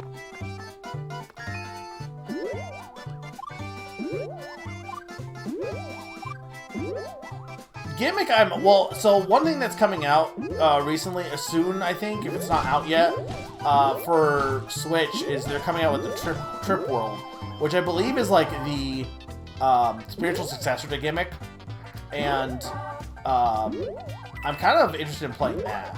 I did play a little bit of Gimmick when I did an NES night one night, and I thought it was interesting but tough. I feel like if I was to play it, I'd probably play the like re-release, because the re-release I'm pretty sure adds in like save states and stuff. And like I've kind of come to the conclusion for some of like these newer games, or for some of the older games, it's just like some of them are designed to be like stupid hard on purpose because of, you know, oh god, because they wanted you to have, you know, keep playing it over and over and over again. Because, you know, extending the time, filling content, basically. And I feel like, to some extent, that's kind of, like, not fun. So I'm definitely okay with, like, using stuff to skip that stuff, because it just gets exhausting at some point.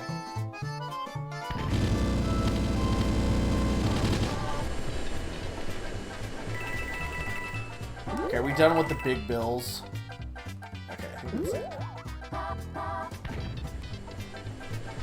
I thought you said this was a thanks for playing, Odin. Not here's these giant bills in your face.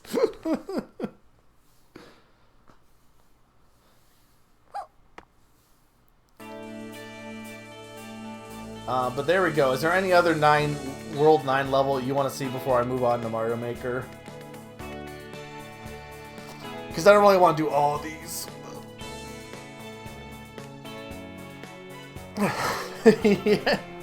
I mean, I get it does have that kind of energy because of the bouncing stuff, but I was not expecting the bonsai bills. 9, 10, 11, 12. There is no 9, 10. Make some Marios. Alright, let's go ahead. And so I'm going to take a quick break, guys. 2-minute break. And when I get back, we will take a look at Mario Maker 1. I have not played this game in a long time, so I don't even know what's like. I don't even think I played it after some of the updates came out. So it'll be interesting to take a look at. So I'll be right back. Mario Maker.